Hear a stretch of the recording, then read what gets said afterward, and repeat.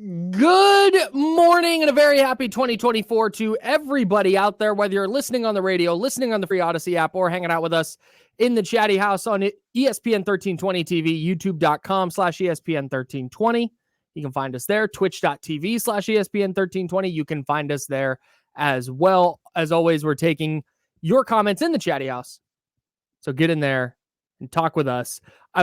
James, Happy New Year to you and to your family and your loved ones. That's the only time I'm going to say this.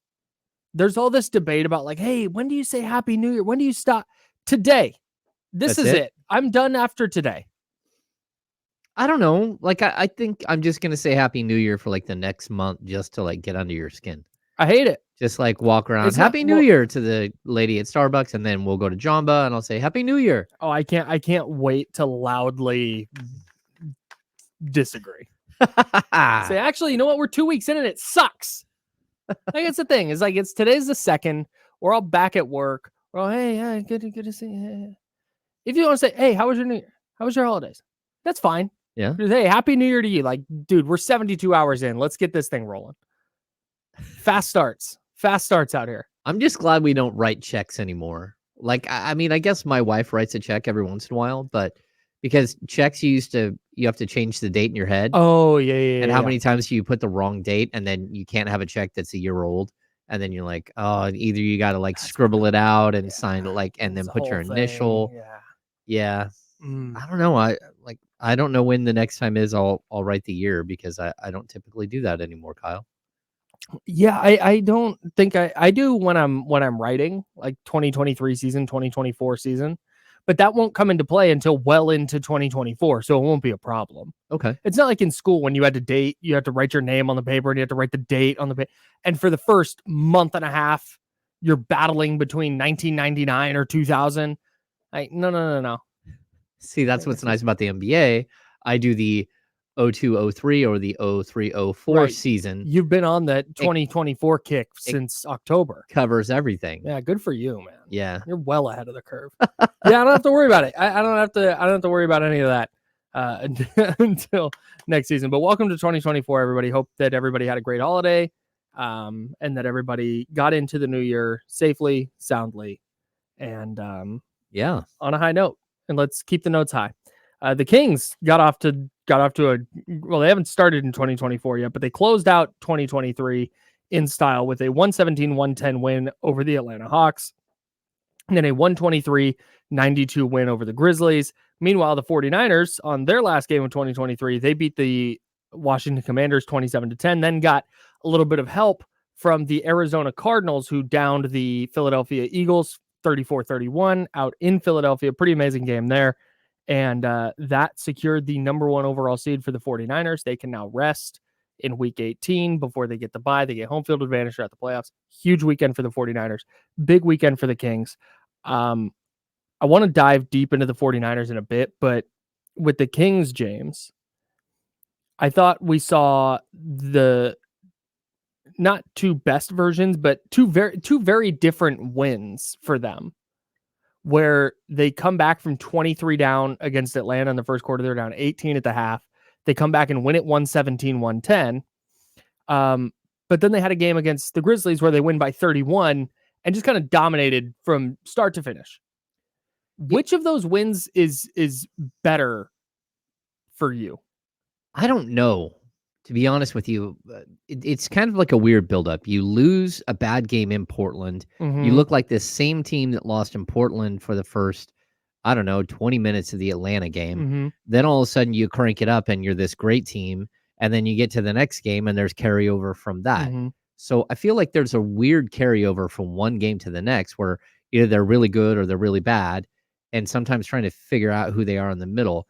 I think the one thing I will point out, they're 19-12. It's the first time that they've walked in. It's the best record they've had since the 2004-05 season. So when they walked into 05, this is the best record that they've had. 7 games over 500, but 19-12. And like, look, you can't take that away from them.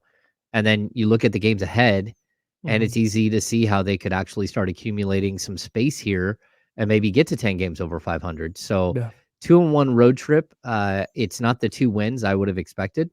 They're the especially the Grizzlies game I thought would be more competitive. Yeah, the Grizzlies have been playing well since Ja got back. Well, they were, and then he missed a game, and then he came back for a game, and they had lost those 2 games. So now they've lost 3 in a row, and they look like a team that got like that new coach, that new head coach, like bump that we talked about with Antonio Pierce. But they got that with Ja Morant coming back, and then that's run its course. Now it's like, who are we? How do we get together here? How do we figure this thing out with no Steven Adams? How do we figure it out with, Marcus Smart there and no Dylan Brooks? Because this is the first time Ja Morant's really played with this group of players. And I thought it was really, really obvious that they were just a collection of pieces that had no identity yet at all. Yeah, that's very much what you and I talked about this extensively. Yeah. Like, man, even when Ja gets back, the Grizzlies are not, they would need to, without Ja Morant, somehow be 500 to be competitive once he got back into the lineup. And they're just not. And Ja Morant is not the type of player. I think Ja Morant is very good, but he's not the type of player that is going to go.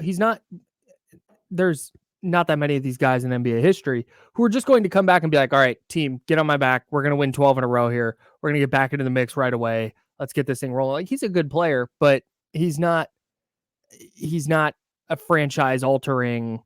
What were they before he came back? 6-19. Yeah.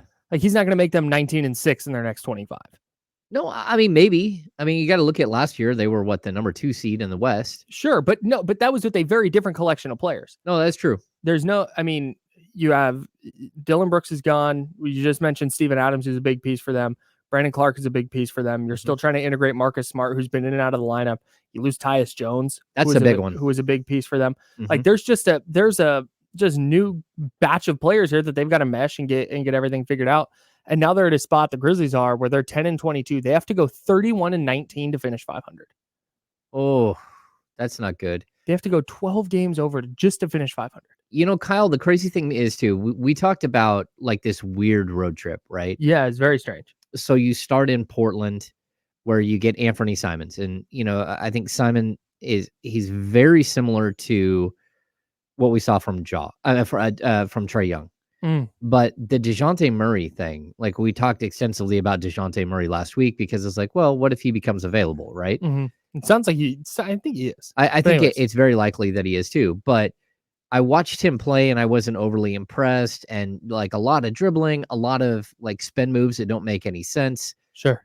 And it's almost like he's a lower version of Ja Morant. And I think it kind of prepared the Kings a little bit because it was a lot of the same spin moves. It was a lot of the same like herky jerky motion, trying to force things.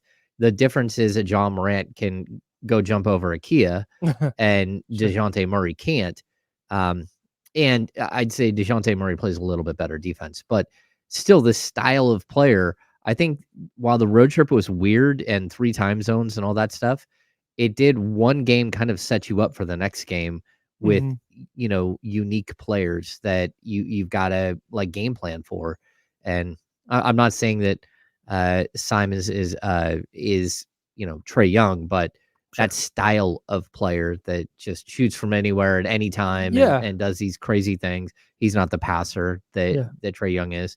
But I think it just kind of like the buildup. It's like, okay, how do we defend this? Yeah, that very ball dominant scoring guard. Yeah, for sure. Yeah. I want to put a pin in the DeJounte Murray thing because I definitely have some thoughts after watching him against Sacramento. Last thing on the Grizzlies. Yep. There is not a more fraudulent basketball player in the National Basketball Association than Jaren Jackson Jr. Oh. He stinks. I don't mean stinks. He doesn't stink. Let me take that back. That was strong. He is not nearly as good. If you never watched the Grizzlies and you only consumed like NBA content, podcasts, and reading and stuff, you would think that Jaren Jackson Jr. is one of the like 5 or 6 best bigs in the NBA. And he is just not, man. He wants to be a guard so bad. And I just do not believe in the Grizzlies as long as he is just their anchor in the middle. Yeah, 18 points and 3 rebounds. Like, at what point There's this problem with Team USA too. Yeah.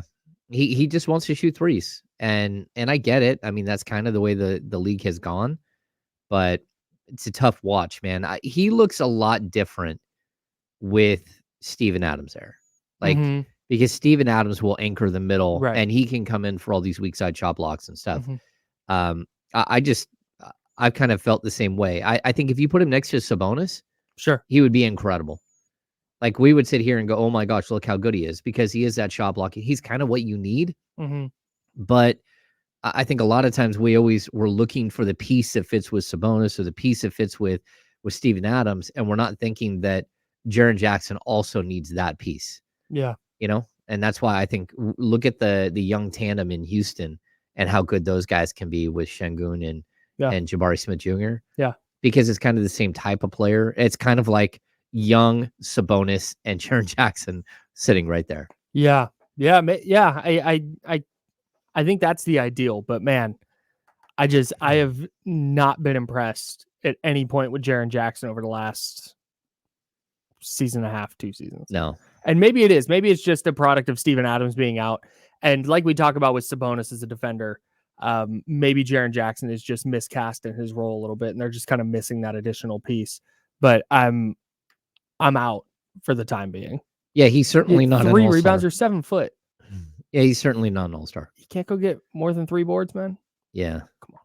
Anyways, Come on. I'm just out on him. All right. I think it's partly because of the Team USA stuff that started it. And then this year has been very, very telling because when Ja is out, you're expecting a guy like Jaren Jackson Jr. to step up and be like, okay, I'm going to be the guy. I'm going to help this team win some games. And it just didn't. It just didn't. Yeah. And I mean, keep in mind his shot blocking last year, he's defensive player of the year, which I didn't see at all in this game. 118 at home and 71 on the road. Yeah. Like he got some positive vibes there. Home from cooking. Yeah. Anyways, interesting stuff. I just need to get that off my chest. Okay. All right. Big weekend for the 49ers. They not only got a win in Washington, but they secured the number 1 seed. What does that mean for them? What does the team look like coming out of week 17? And then a couple of notes from that game as well. That's all coming up.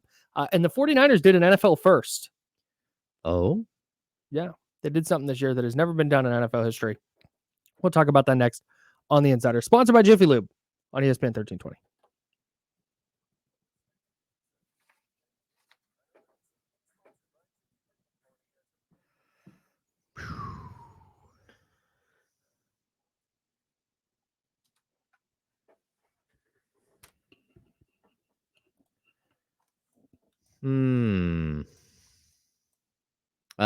Wheezy.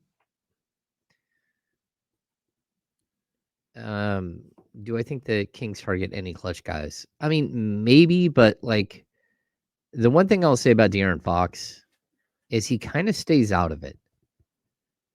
Like, if you need him to like help you make a decision or to give a thumbs up or a thumbs down, and you went to him, sure, he'll give you that.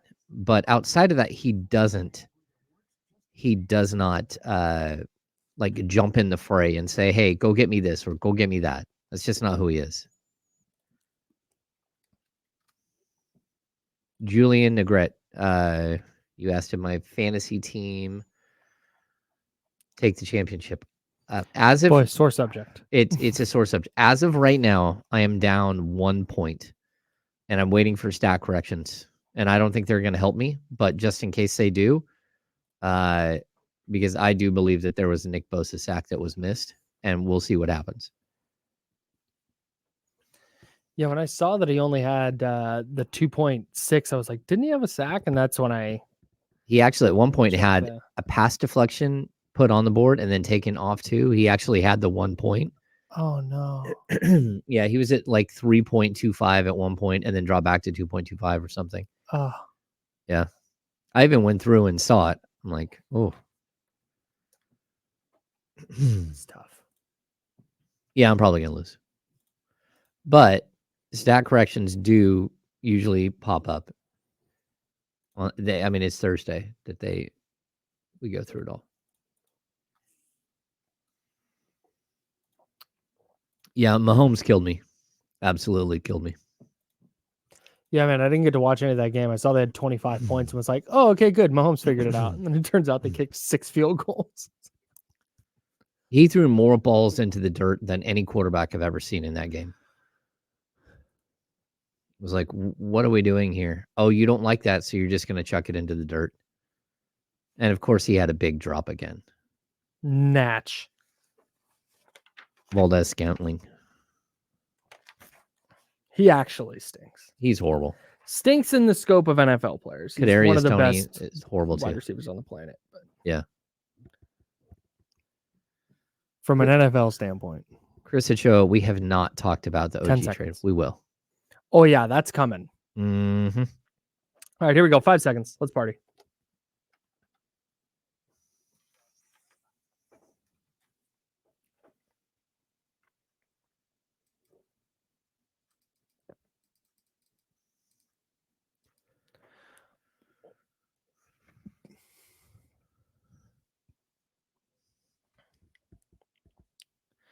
Plenty of Kings talk coming up. That's James. I'm Kyle.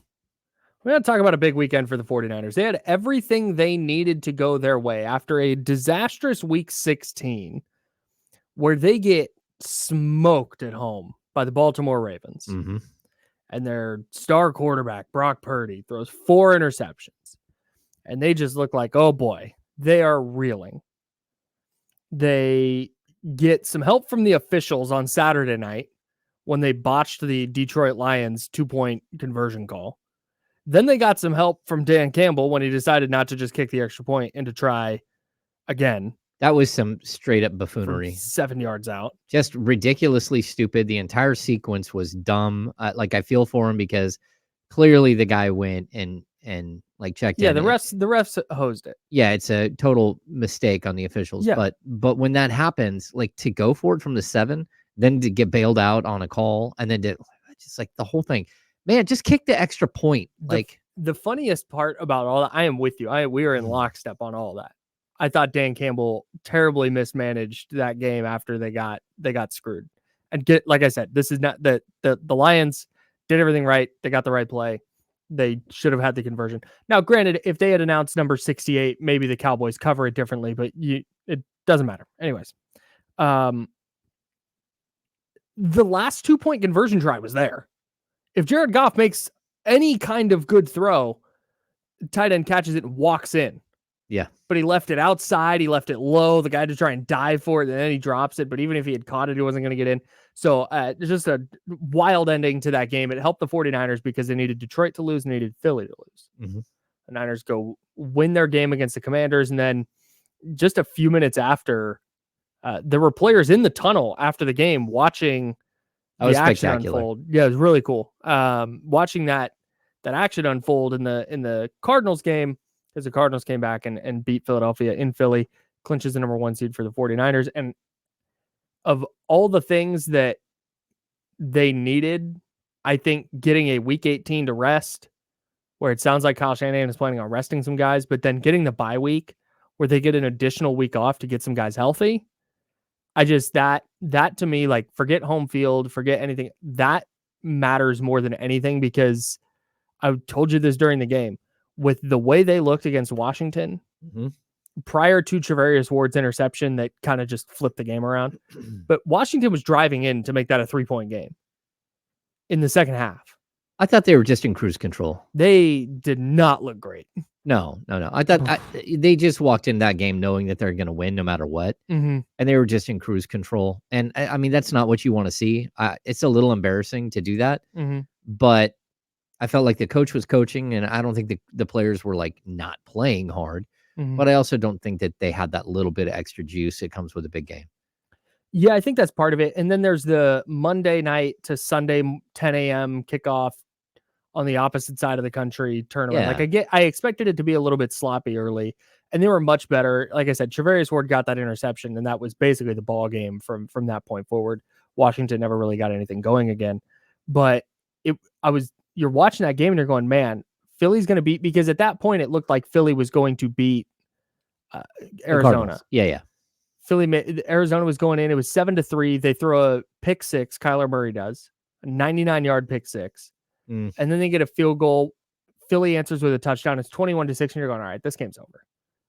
Arizona's got nothing for these guys, which would have made Week 18 a must-win for the 49ers. And you're going, man, they look beat up. They look out of gas. Yep. Christian McCaffrey's getting his calf worked on the sideline. Like, this is a mess. They're going to lose to LA because LA is playing well and the 49ers are clearly not. And they're going to wind up having to play in that first weekend of the playoffs. No bye. They're going to be super beat up. It turned out not to be the case.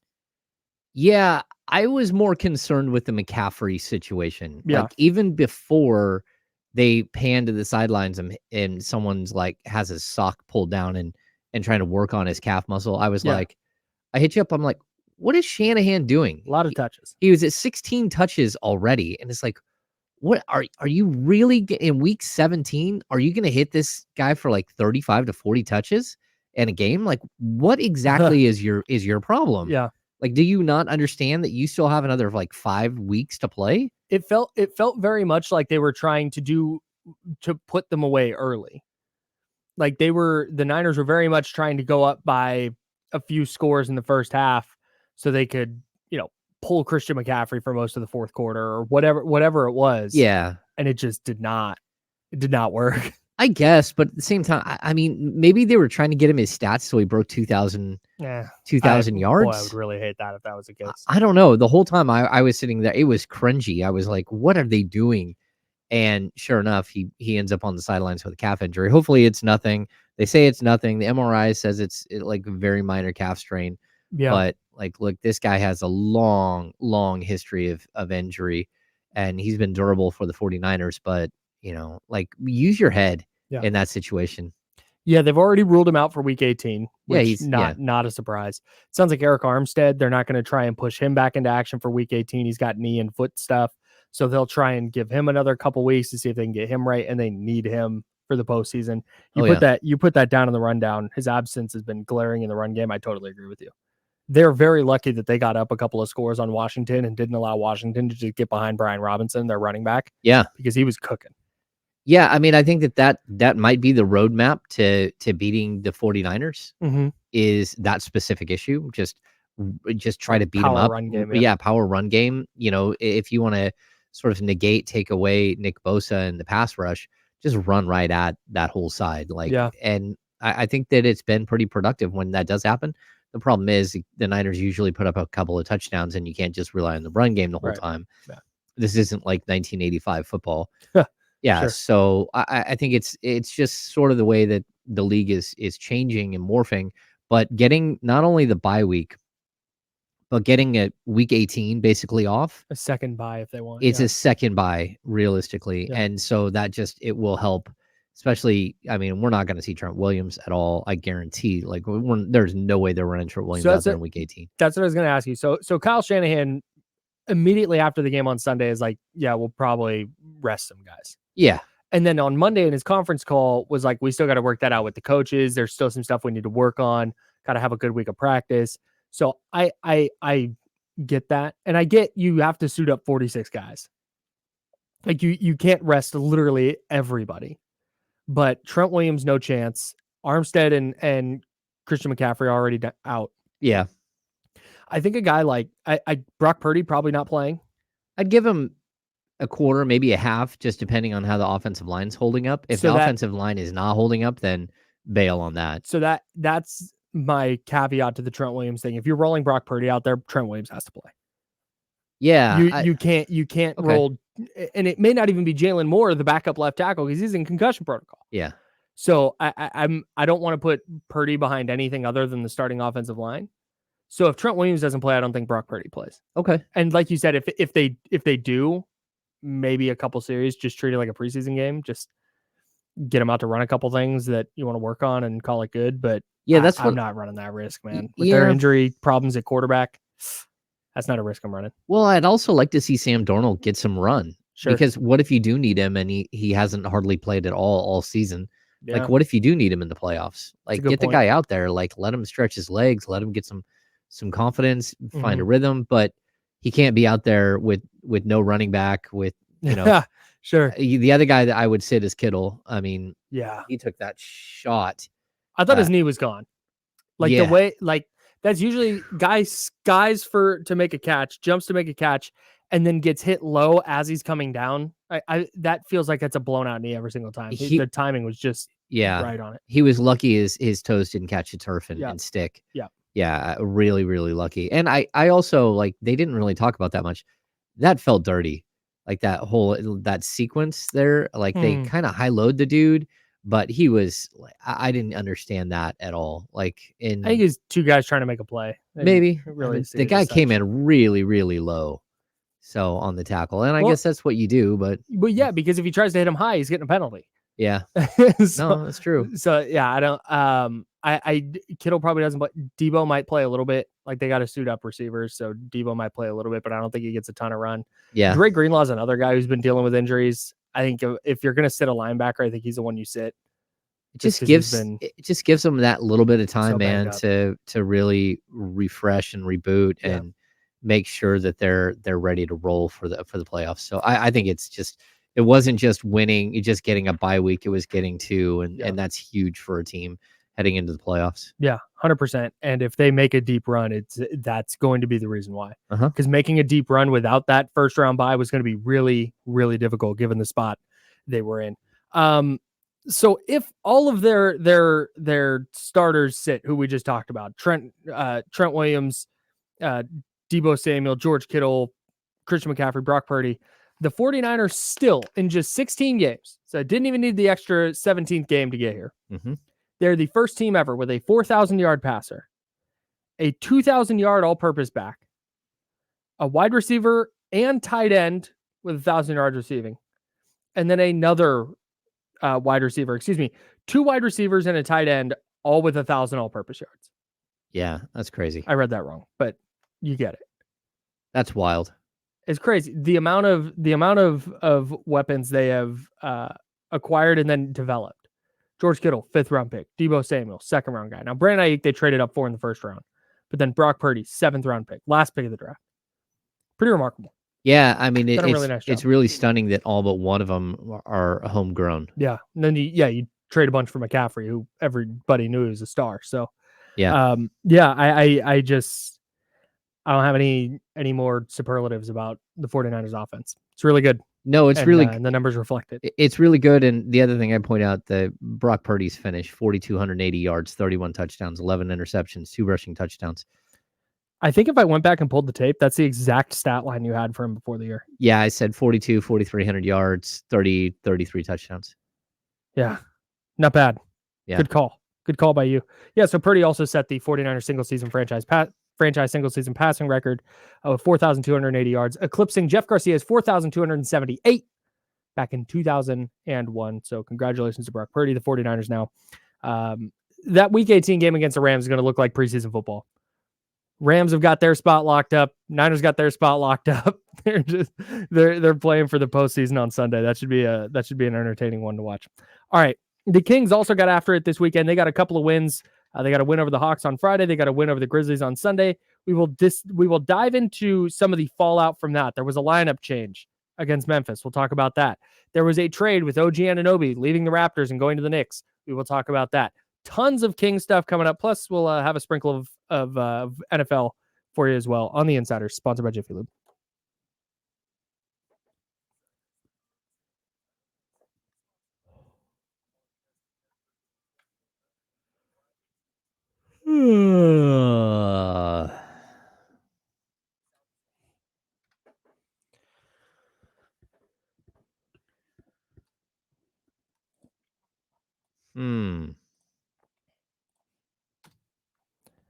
I just realized I've had the 49ers box score covering up the chatty house the whole time. Oh, so you couldn't see the chat? No. I've been like looking up at but not. My bad, chatty gang. What's up? What's up?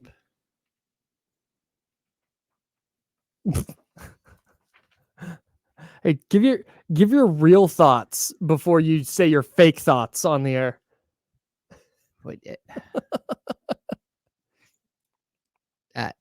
It is what it is. I mean, we'll talk about it on the air, but you see the trade that they got for him, and he's not told the Knicks that he'll sign an extension. Although, it's possible that he'll lock up this summer. But because they have Larry Bird rights to him, which just means they can go above the cap to sign him. But the Kings don't have that trade to offer for him.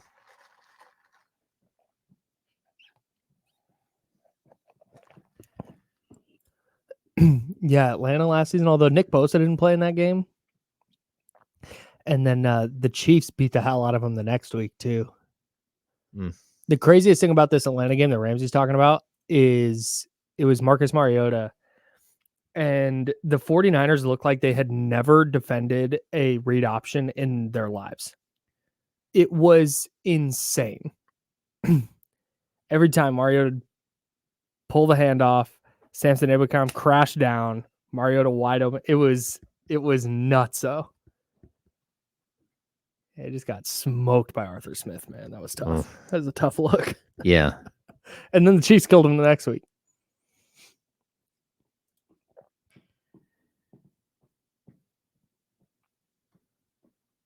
By the way, mad props this week. Really, really strong efforts by both of us. But really, really strong effort by me in making the lines. All but one of them are within like a couple. Oh, really? I mean, patting myself on the back here. Did a really nice job. Yeah, because what we have Monk, points and assists versus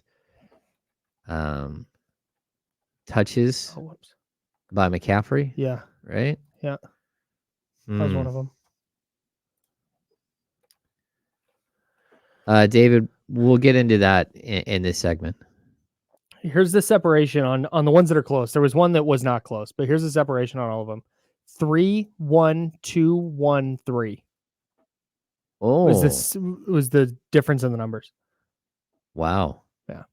The one I got wrong, I got super wrong. Or not like wrong, but the one that was off was super off. I don't think Harbaugh's heading to the Raiders. I'd be pretty surprised. Yeah. Not stunned, but a little surprised. Harbaugh wants to go somewhere where he at least has a franchise quarterback. Correct. 10 seconds.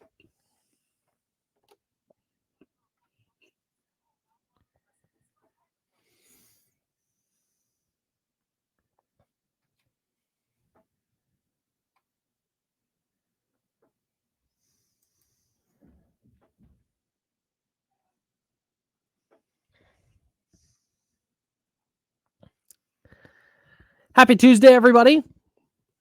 Welcome into 2024, the second day of 2024, the first work day of 2024 for us. Want to remind everybody, D'Lo and KC are back this week. Want to thank everybody who hung out with me and James. Last week, we were in Wednesday through Friday doing a noon to 2 show. That was super fun, but now we are back, a 10 to 2 show. But now we are back into our normal 10 to noon slot. D'Lo and KC will be in beginning at noon. So big thanks to D'Lo and KC for letting us borrow a couple of their hours last week. That was very nice of them. Yeah, I'm going to bill them for it later. As you should. Yeah. They can have my back for a day after that stretch. No, if you're good at something, never do it for free. I think Socrates said that. Kings Hawks on Friday. I don't have a ton on this game specifically. The Kings ended up winning by 7. They trailed by 23, as many as 23. 31-8 feels like a lot more than 23 points. Yeah, it does. And like looking at the score bug and seeing 31-8 is like jarring. It was embarrassing. They came out like listless and without any fire at all. Yeah. But I think it plays into a larger conversation about Mike Brown looking at what's going on and literally just like having the quickest hook of all time. Mm-hmm. And I find it interesting that like he keeps pulling Harrison Barnes and Kevin Huerter. We'll get into the Kevin Huerter situation a little bit later, but like the quick hook, he understands what the problem is, but that's what he's got. You know, you can't sit here and like everyone wants this starting lineup change or that starting lineup change. It's like, okay, well, that's not going to help you. And the Kings starting lineup, realistically, it's been really good all season. They're like a +11 per 100 possessions. Like they're good. Even if it feels like they're not, they are. Yeah. And so, anyway, I thought that, they give up 71 points in the first half. They give up 39 in the second half. And De'Aaron Fox just kind of clowned the Hawks. There was even a point where he started laughing with some fans on the sidelines. Yeah, they don't. We were wondering on Friday's show, like, man, the Hawks have some good players. Like, how are they so bad? They have good players and I think a good coach in Quinn Snyder. He's won a Coach of the Year, right? Is that I right? love Quinn Snyder. I think Quinn Snyder is a very good coach. Right? I'm just confused, though, how it is that Clint Capella dominated the whole first 5 minutes of the game. Just dominated. Yes. Every time you turn around, he was like throwing in a bucket. Yeah. And then nothing. Like they don't go back to him at all. They don't play through him at all. They don't involve him at all. It's like once the game settles in, it's like, okay, it's Trae Young's time and everyone else has to watch, or it's DeJounte Murray time and everybody else has to watch. Yeah. Like, how many spin moves do I have to watch? Like, stop spin moving. So that's my thing about with DeJounte Murray specifically. I don't know if he's a good defender anymore. I don't know if he's because he used to be the type of player that you could just throw on De'Aaron Fox, and yeah, Fox is going to get his, but DeJounte Murray is going to make it tough for him. Yeah. And he's just not that anymore. So I don't know if it's because of the situation in Atlanta and he's just punting. And I think that the whole my turn, your turn thing that he and Trae Young do, I don't think that would necessarily be the case if Sacramento were to acquire him. However, if he's not going to be any like elite all NBA type or all defense type of perimeter defender, I'm out. Like the offense would be a bonus to the, hey, here's a very good defender who's going to help you there. Oh, and he can go get you 20 a night. If he's not doing it on the defensive end, I'm out. Yeah, and I don't think like he would walk into Sacramento and average 20 a night. You're looking at probably, again, reassessing him as more like a 17 point per game guy on a team that actually wins. Sure. Let me rephrase that. A player who is capable of creating his own shot. Yeah. And going and getting you a bucket in the mid range. He can shoot the three. He can finish when he gets to the rim. So he's capable of that. I don't think the Kings would need him to get 20 a night. But my bigger takeaway was like, man, he is defensively not what I thought he was. Yeah. No, I'm with you. And I don't know that I would make that investment or I would wheel and deal because, they gave up 3 picks for him. So I don't know that they're going to want a lot back in return. Although they're fully open for business. I've had conversations over the last couple of days. The Atlanta Hawks are fully open for business. So when you're that bad, of course they are. So I would say that they could undergo a complete reboot here in the next couple of weeks leading up to the trade deadline. Yeah, and keep in mind, too, this is the same team that wanted to get rid of John Collins for 3 years. And it took them that long to finally pull the trigger on a deal.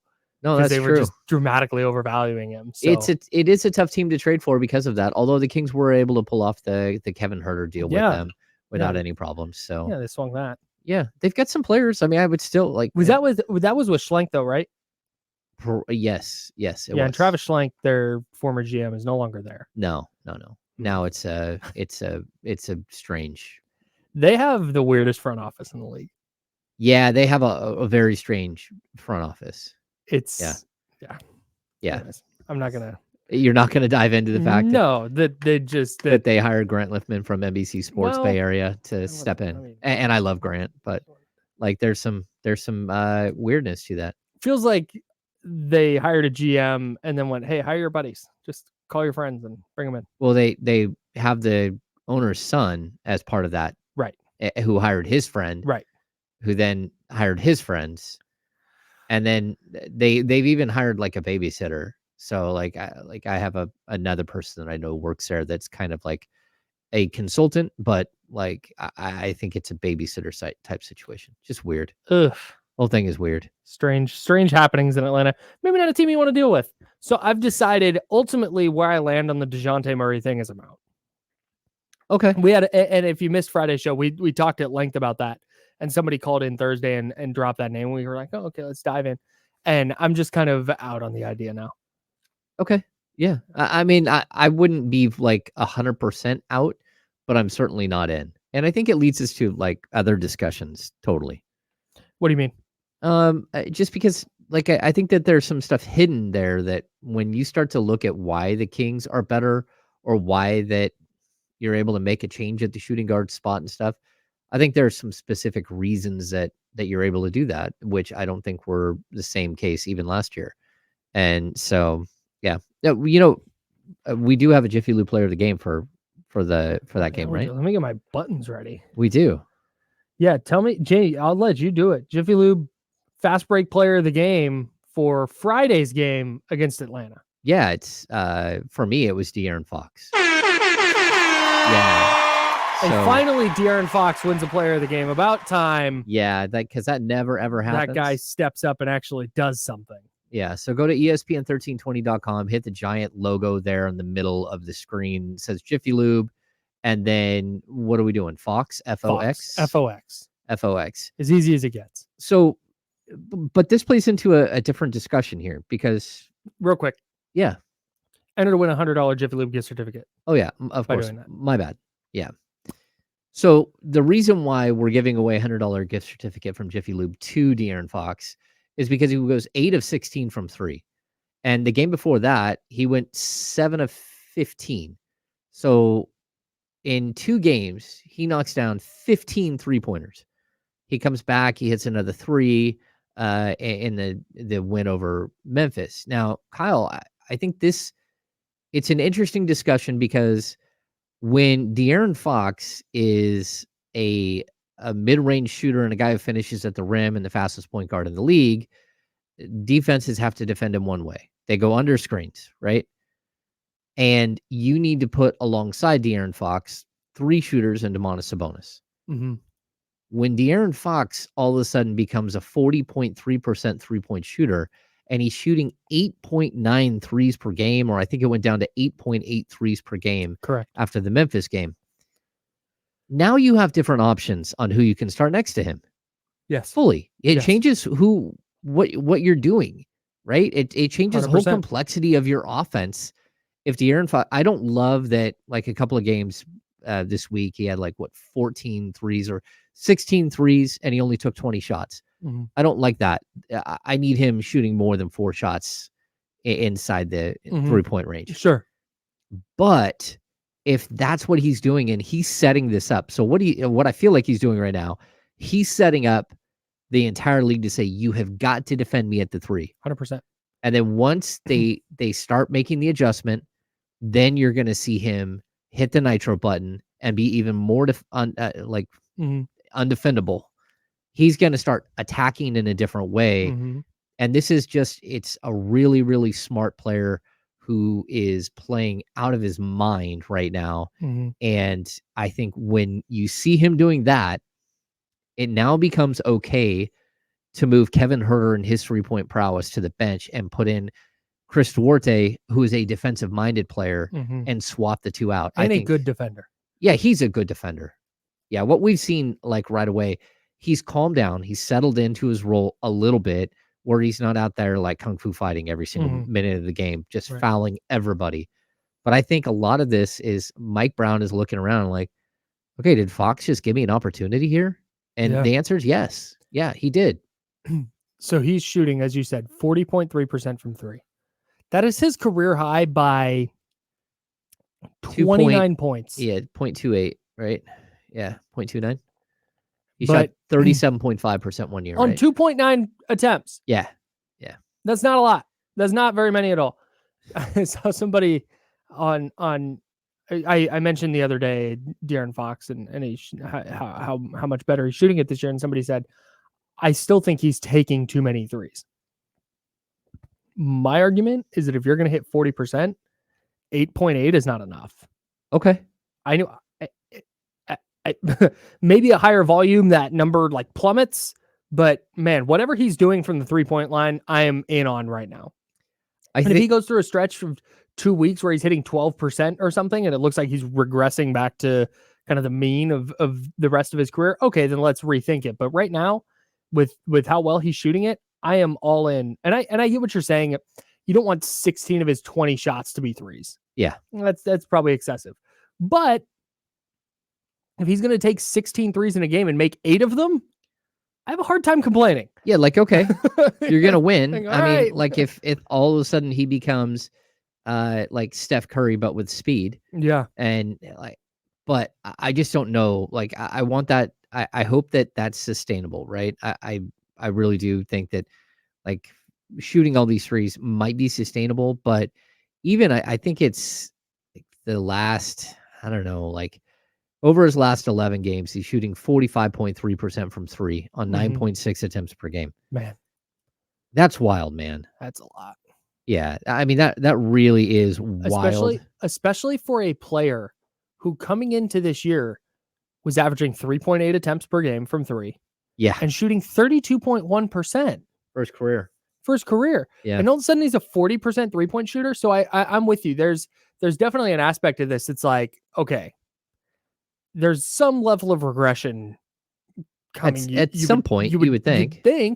But even still, if he's going to wind up shooting 38% for the year, that's plenty.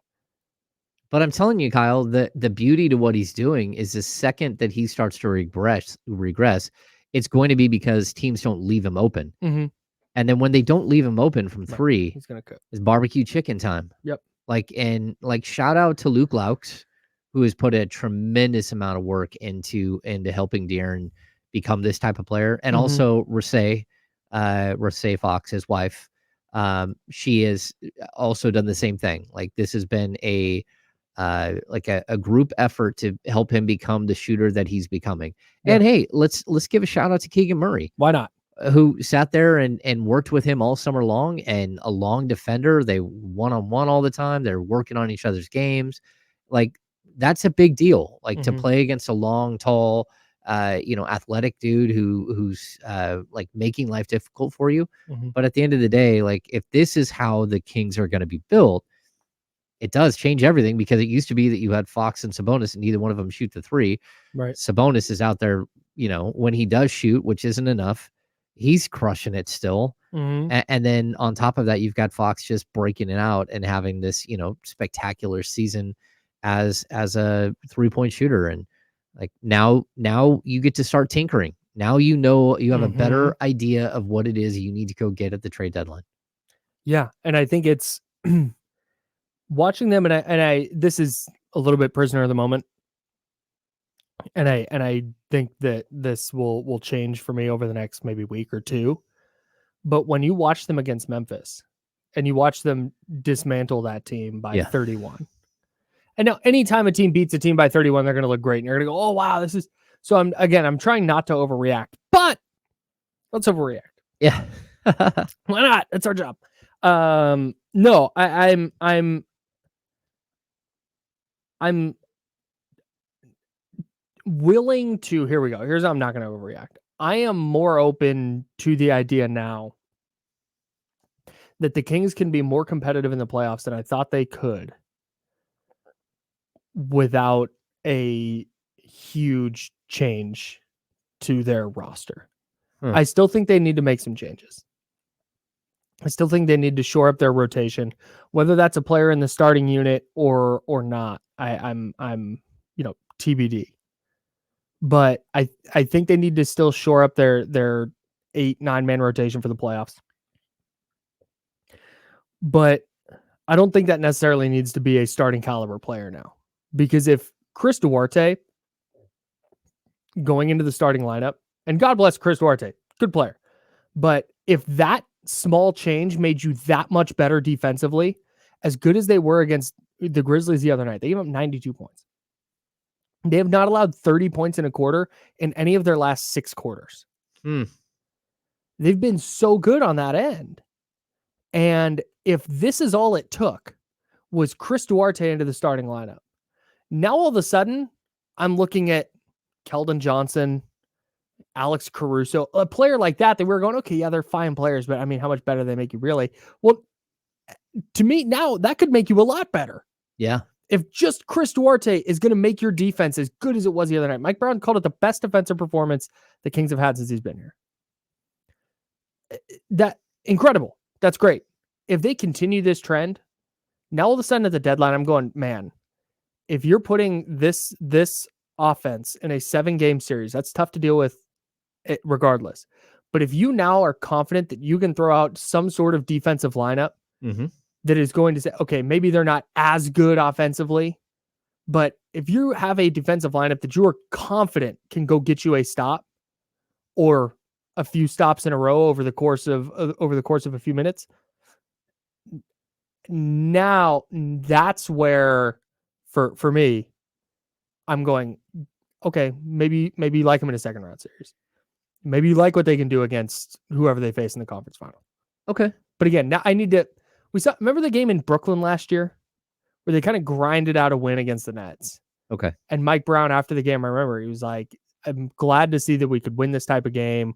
We haven't won a game like this all year. You got to win in different ways." Blah blah blah. Maybe this Memphis game is just that.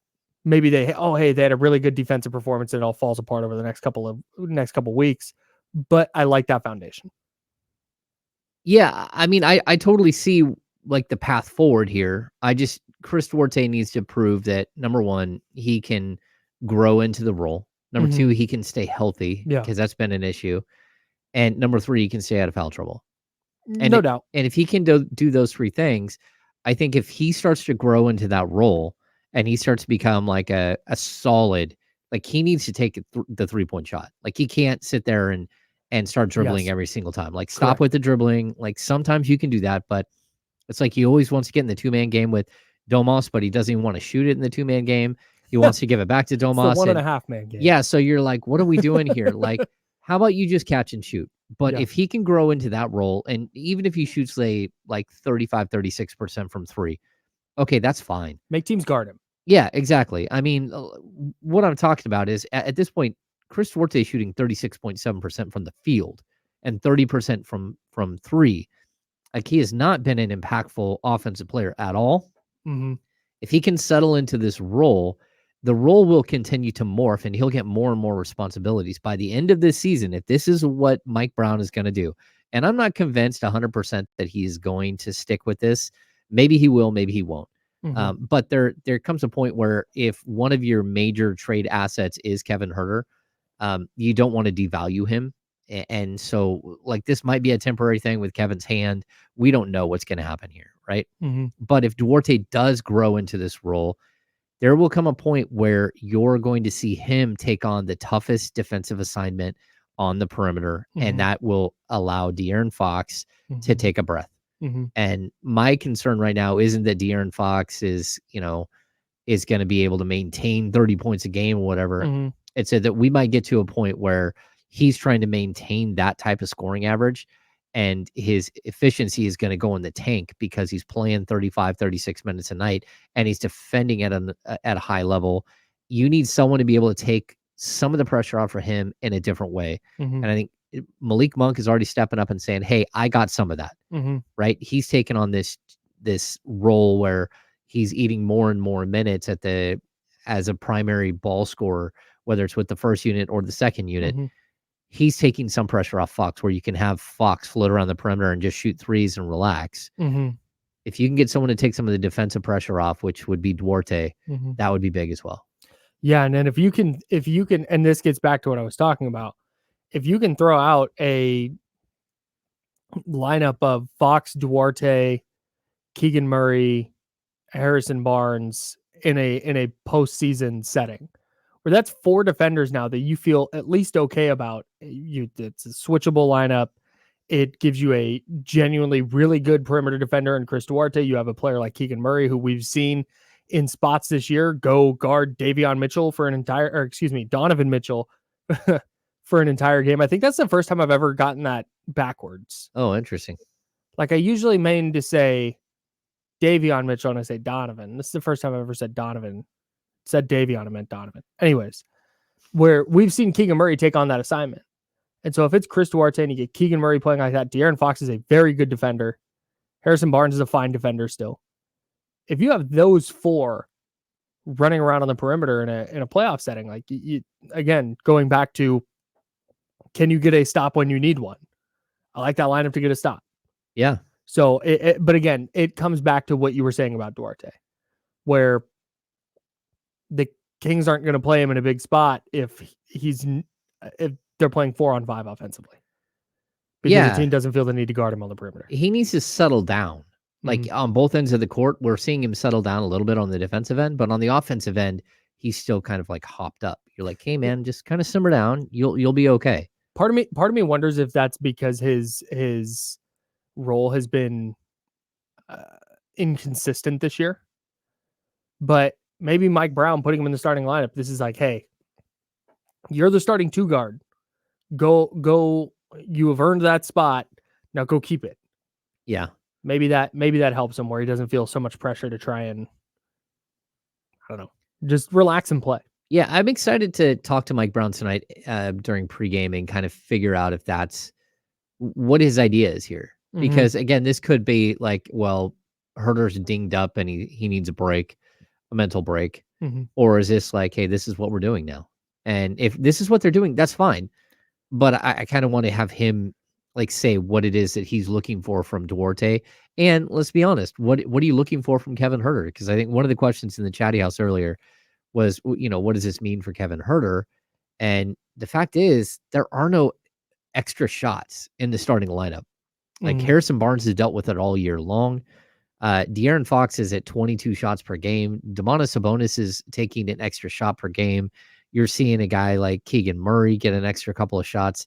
Like those 4th and 5th starters, you don't need them to be like incredible offensive players, but they have to hit the 3 and they have to at least be competent, right? If like Duarte's done a nice job with some back cuts and stuff like that, right?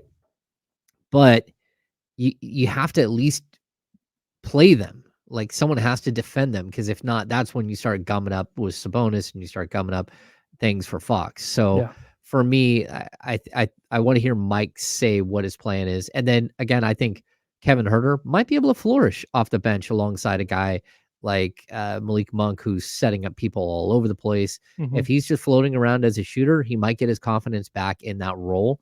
And the key is, though, you don't want to totally devalue him, because like I think that they are looking for a move, and he would probably be the one that would go if they are looking for a move. Speaking of moves, I'm glad you brought that up. OG Anunoby got traded. I don't think the Kings necessarily whiffed, because we'll talk about the package that the Knicks sent and what the Kings could have done to try and match it. But I think that Knicks trade is very, very, or the Pascal Siakam trade, the OG Anunoby trade with the Knicks is very telling for what a Pascal Siakam deal might look like. And we'll talk about that next. He's James. I'm Kyle. We're the Insiders on ESPN 1320.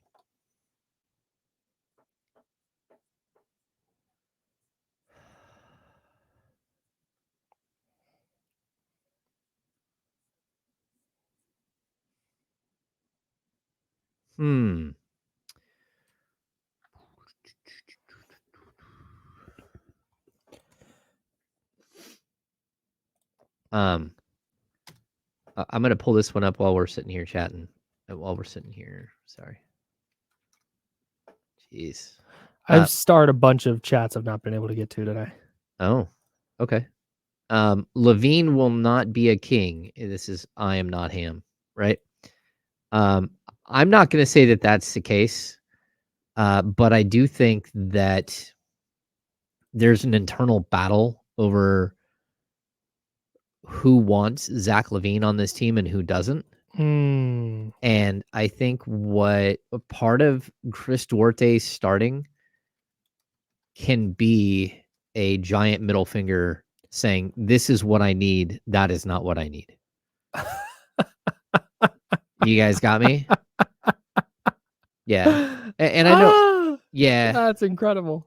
But you understand, like, folks out there, this is like Mike Brown saying, like, don't get me another Kevin Herder or a juiced up version of. Don't go get me some offensive weapon at the 2. Give me someone that can slow somebody down, so I don't have everyone in the world talking about how Domantas Sabonis is bad defensively when really he's not. He's just trying to defend his guys and giving up wide open dunks to Rudy Gobert because no one can stop a guy attacking the lane. So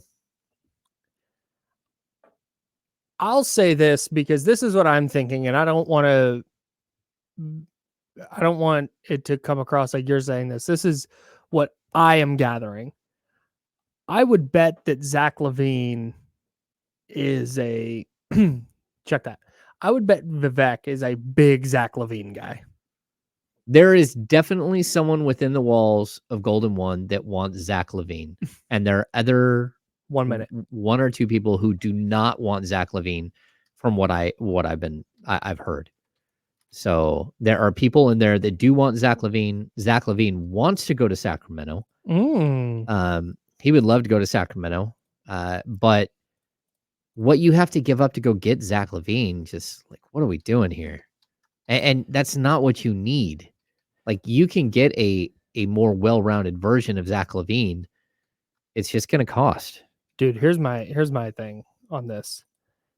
In fact, we can save this for the air if you want. Yeah, we're coming back in 30 seconds. Zach LaVine, that's where we're going to start, guys. Okay. Good job, whoever brought that up. I am not him. Nice work.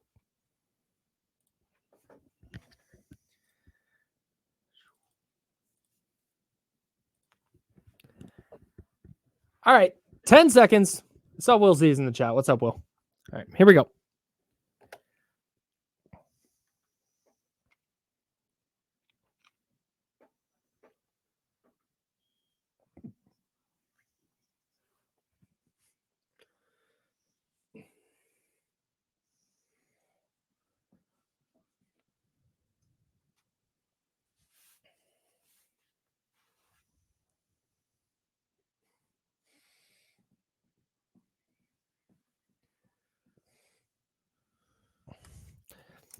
Hour number 2, it's party time. We're taking you right up to noon. D'Lo and KC will be back today. D'Lo and KC are back today. They'll hang out with you from noon to 4.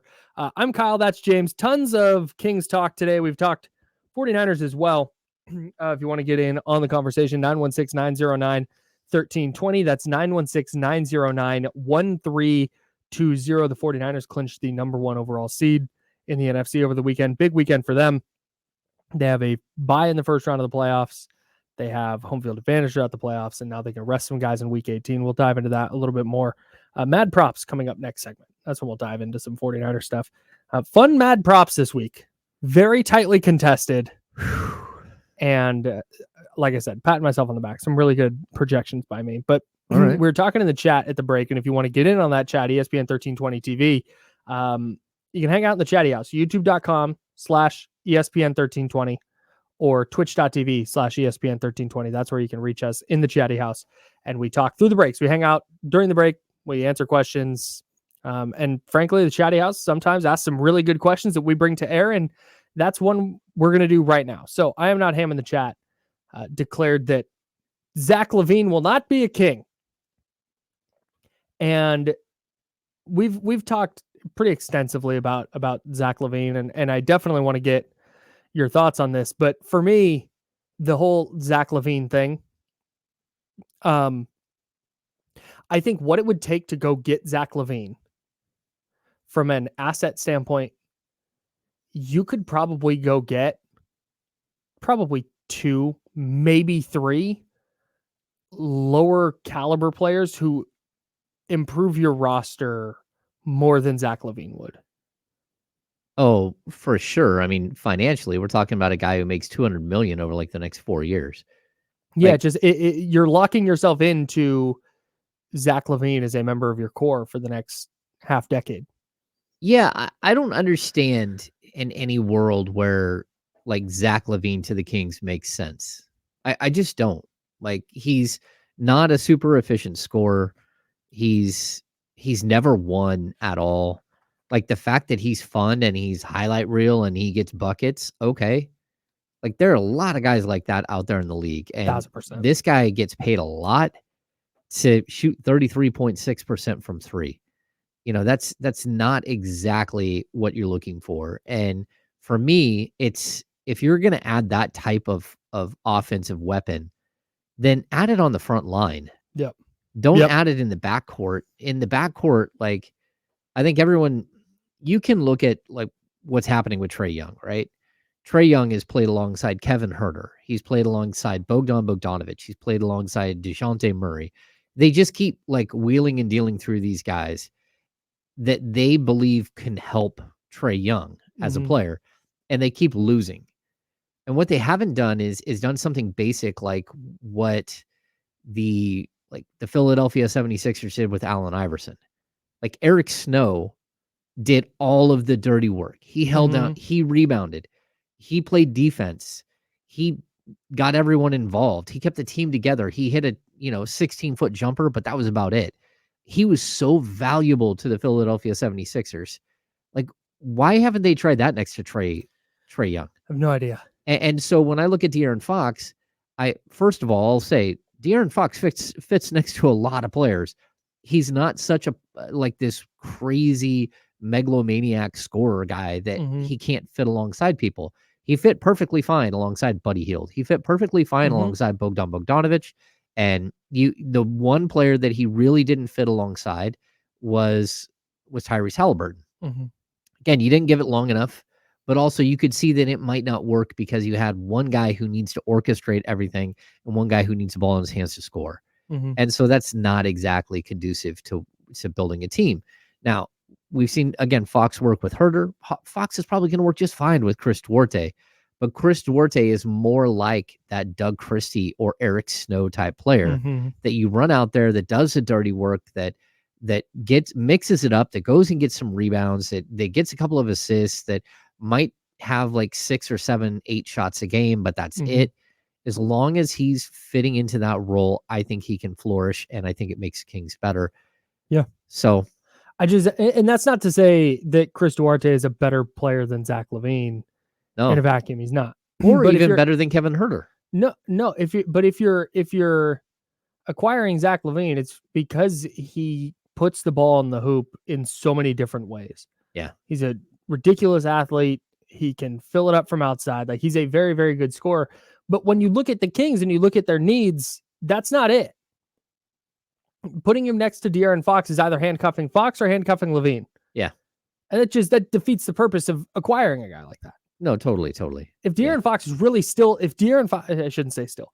If De'Aaron Fox was struggling to score the basketball, if De'Aaron Fox is like, man, you know what? He is 20 points a night and they really need more from their backcourt, then okay. But that's not the case. That's not the case at all. I don't see the Zach LaVine thing outside of, hey, he wants to be in Sacramento, and he's won dunk contests. Like, that's a big name, and landing a big name in Sacramento would be cool and different. But I don't think it helps them this year. No.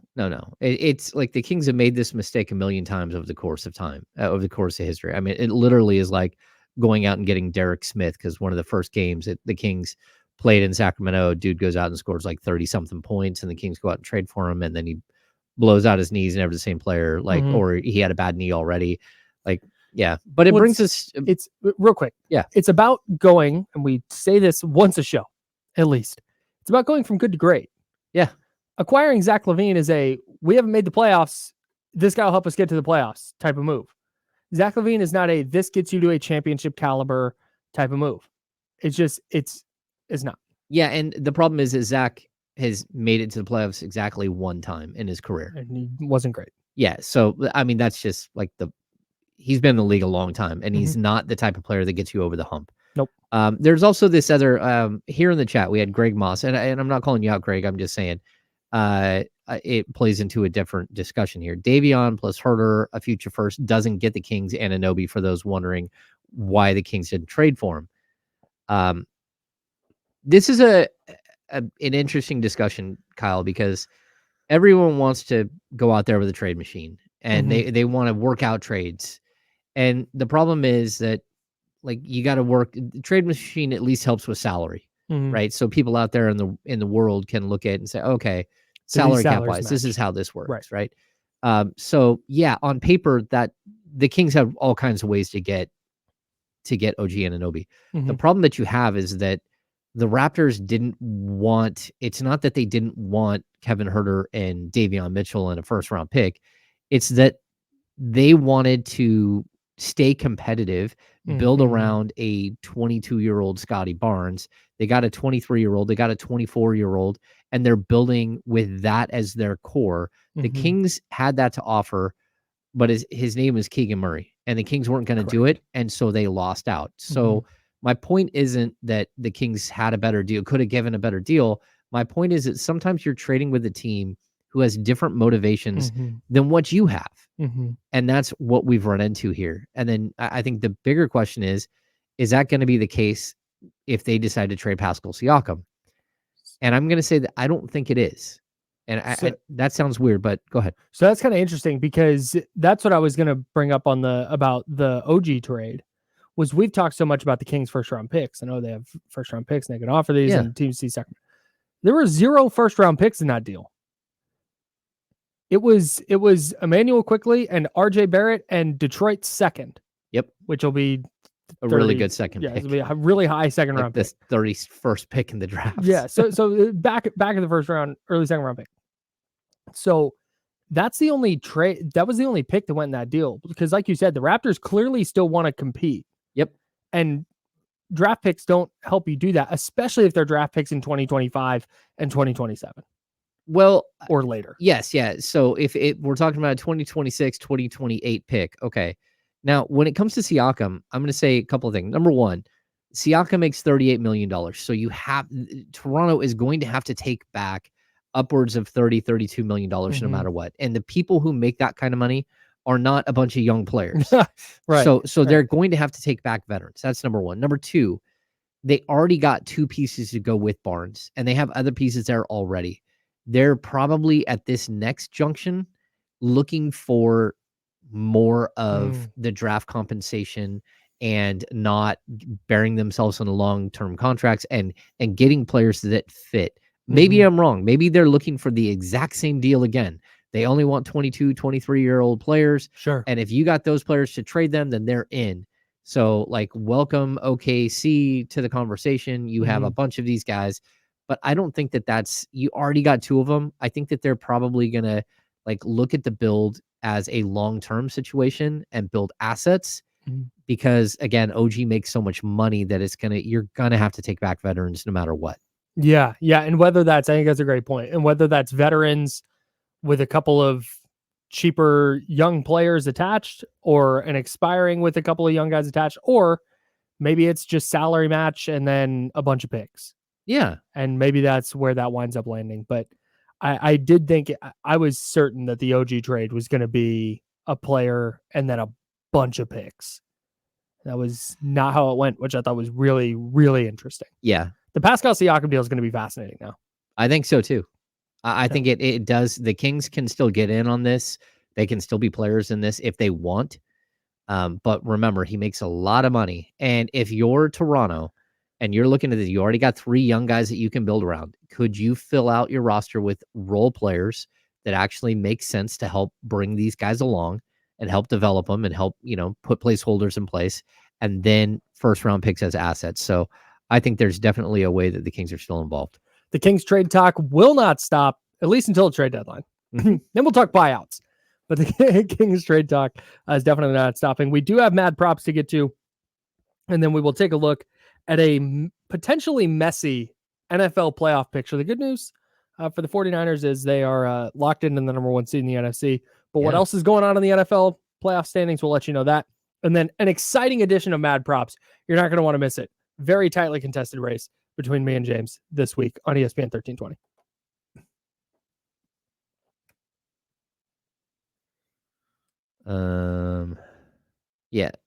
Adam Fox, Siakam says he won't sign a 2-year extension. No, he wants a full 4-year extension, and he probably wants 160 million plus. Which it's realistically it's what he's worth. So, Bryce asks, will it take a third team to get Siakam to Sacramento? That's something that I did not talk about, which I should have. Yes, Bryce, there's totally a possibility where, again, he's making $38 million, but maybe there is another team out there that has let's say like a team like Cleveland, right? Cleveland has a couple of assets that are around the age, Isaac Okoro, and maybe they've had interest in Harrison Barnes in the past. What if you were to trade Harrison Barnes to Cleveland, Isaac Okoro, and some other player? I haven't even looked at their roster, go to Toronto, but maybe that gets the Kings, the young player that Toronto's looking for, and then on top of that, you throw in some draft compensation.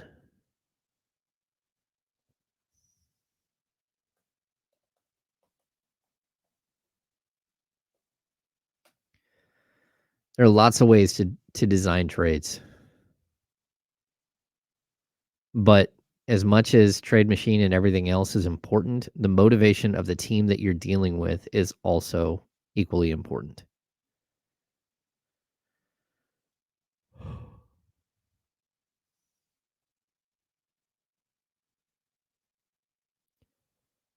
Yeah, would something like, let me see how much of a role he's playing there.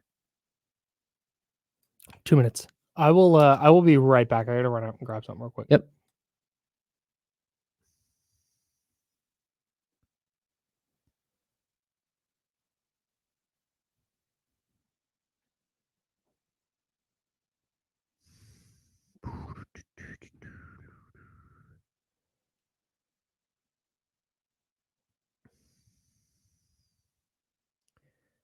Yeah, I definitely think that there are ways to construct a deal. Ricky Rubio's expiring contract, or he's about to retire, I think. But you could probably, again, trade Harrison Barnes and to Cleveland and have a package with Isaac Okoro and someone like Ricky Rubio's expiring, so they're not taking. Well, he's not expiring. He's owed $6.5 million next year, but maybe that works for Toronto better. And on top of that, you'd have to have like a Herter thrown in on a trade like that as well, because we're dealing with a dude who makes $38 million. And let's not forget that Kevin Herter is a whopping 25 years old and fits the player arc and could probably slide right into either a bench role or starting role with Toronto.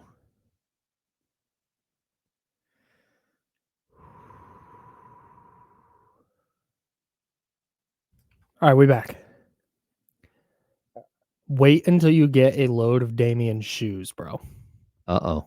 It takes a lot for me to be like, oh, dang, Damian's shoes today. Bruh. The whole outfit actually is cash. I thought he was going. He's not going to the game tonight. Correct.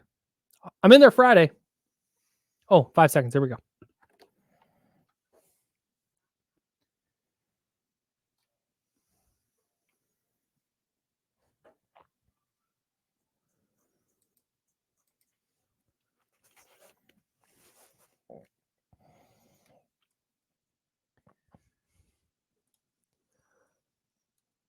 I'm Kyle. He's James. We're hanging out with you until noon. Then D'Lo and KC will be in here.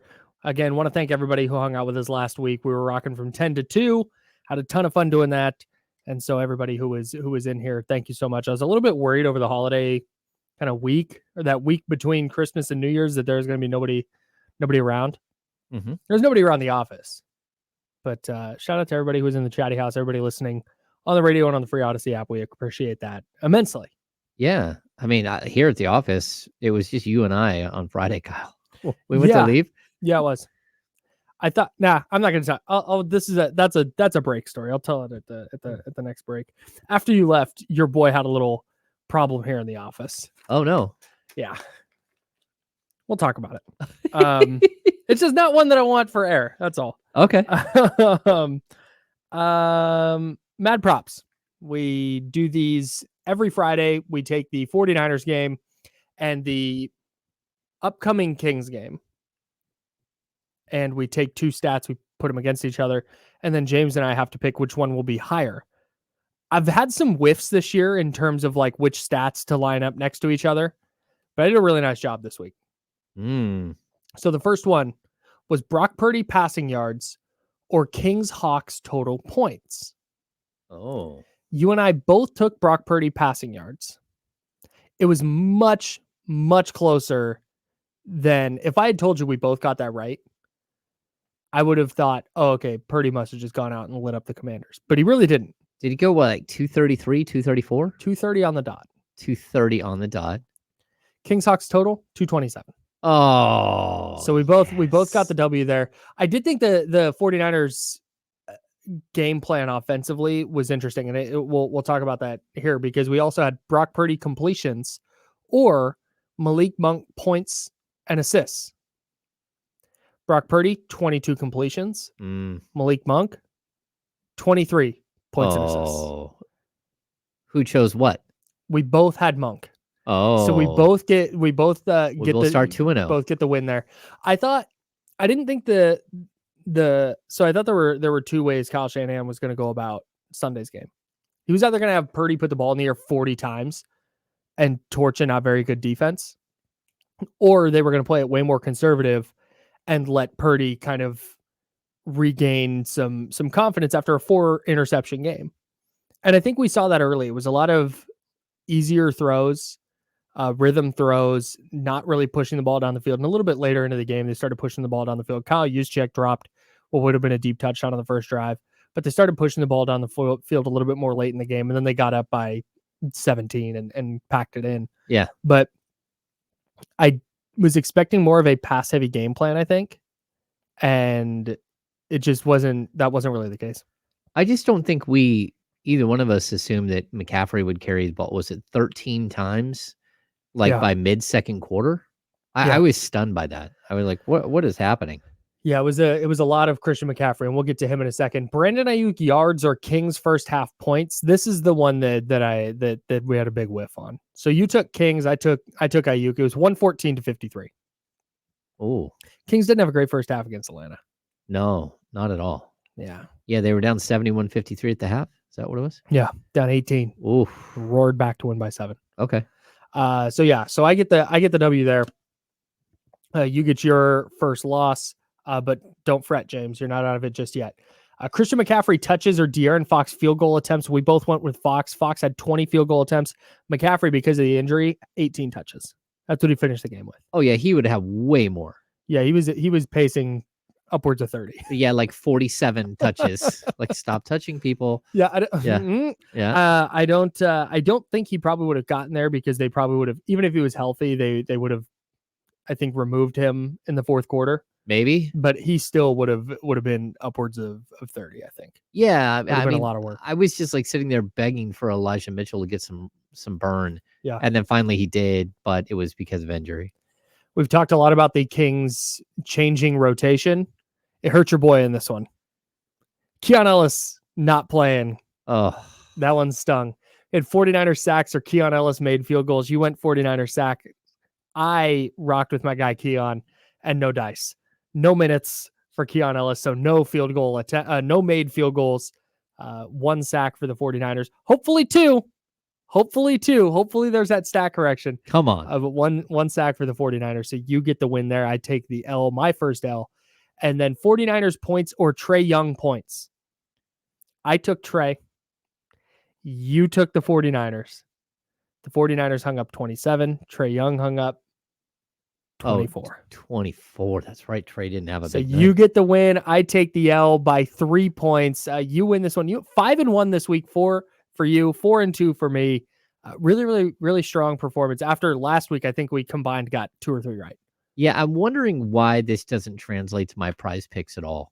Because I am one of the single-handed worst prize picks players of all time. Do you need me to just, like, when you tell me who you're thinking of, I will come up with 49ers props to put against them? Yeah, I guess. Okay. That might work. I can play that. Yeah, for sure. It's kind of like I don't know if you've ever had to do, like, on television, there's so many different ways. So I'm always better when someone asks me a question. Sure. If someone just puts a camera in my face, say, hey, talk about the game for 45 seconds. And I'm like, well, what do you mean talk about the game? Right. There's a basketball game today. Like there was a game and the Kings won. Like, what do you want me to, like, pull out? Like, so anyway. Well, it was raining threes in Sacramento. Yeah, exactly. So I definitely am more comfortable when someone's, like, throwing, and then it became like, hey, if you're a camera guy, ask me a question and then I'll answer. Right. And just give me fine. some kind of prompt. Yeah, give me a prompt and then I'll fire away and I can talk for 45 seconds. That's no big deal. But Sure. yeah, it's just different. Let's get to our guy, Manny. 916-909-1320, 916-909-1320 if you want to jump in on the conversation. Manny, what do you got for us? What's up, guys? Happy New Year's. May your 2024 stay crunchy and never get soggy, man. Bro, go ahead. Yes, Kyle. Go ahead, dog. So with the Zach talk, right? Like, I'm no basketball expert or analyst, but I have watched. I can count on one hand the number of Bulls games I've missed since he's been a Bull, and I could tell you it was exciting when he first got there. I thought the tools were there for him to get a better jump shot. The athleticism was obviously already there. Learn some defense, and he really hasn't changed much over the years. He's the Carlos Boozer of defense. He hates playing defense. His offense is spotty at best. Yeah, he's had some great games, but he still relies on his athleticism basically for everything. He does, like James said, it makes no sense to go get somebody like that. It would basically be it's not the same player, but he's basically just taking Tyrese's spot of two offensive players that'll just end up bumping heads all the time. Yep. I just don't see it. I don't see how giving up what you need to give up for him, even if the Bulls were we just want to get rid of the salary type thing. There's nothing that they already have point guards over there. They have Kobe White and they have IU. They don't need Davion really. There's nothing that really makes sense in that trade to me. And I just have to say to like the naysayer Kings fans out there, like, just trust Monty. If there's something out there, he's going to get it done. If it's not worth the cost, don't be disappointed at the trade deadline if he sticks with what he has and waits till the end of the season to address whatever needs to be addressed. They've done what they've done so far. They killed the 16-year streak. I know everybody wants to rush into like the next atmosphere of the playoffs, this championship. Enjoy the ride. I'm not trying to tell anybody how to fan, but enjoy the ride and let it play out. My man. You won't be disappointed. Thanks, Manny. Appreciate you. 916-909-1320. I'm with him. Yeah. I don't want Zach LaVine either. By the way, speaking of Carlos Boozer, did you see Jordan Clarkson had a triple-double for the Jazz last night? Oh, no. It was the Jazz's first triple-double since Carlos Boozer had one in 2008. What? Yeah. Oh, that's a crazy stat. Insane. That's a crazy stat. Lauri Markkanen, Donovan Mitchell, Ooh. Gordon Hayward. Nobody? Wow. Gordon never had one? Not one. Wow. I was in high school. I'm 33. I was in high school the last time the Jazz had a triple-double before last night. And it was Jordan Clarkson, of all people. My 1-year-old, I had a 1-year-old that's now 16. He can outdrive. And Domantas Sabonis has 6 of them this season. Yeah. Yeah. That's wild.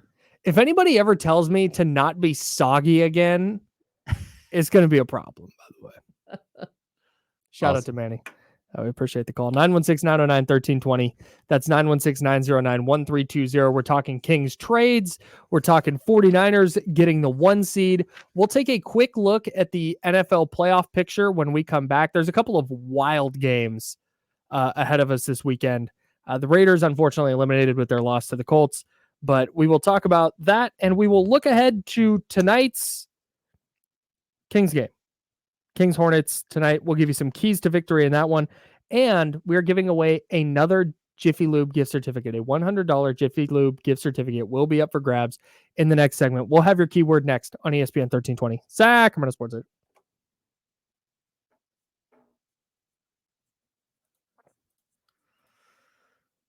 What was your story? You were waiting for the break? Or no?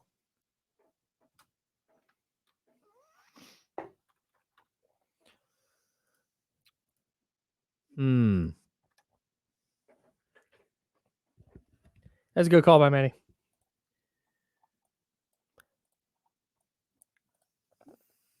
What was the story you're going to share with us? So, I'm trying to delicately do this. I'd use a restroom. Okay. After you'd left. Oh, And I went, I am so excited to use the restroom right now because there's nobody here. I get to go to the bathroom and no, I don't have to worry about any type of interference. People walking in, and it's weird. It's awkward. So I go in and I'm make myself comfortable, and all of a sudden the door opens. To your stall? No, to the bathroom. Okay. And I'm like, you've got to be kidding me. Like you're the only one here. I'm the only person in this building. We like, you checked.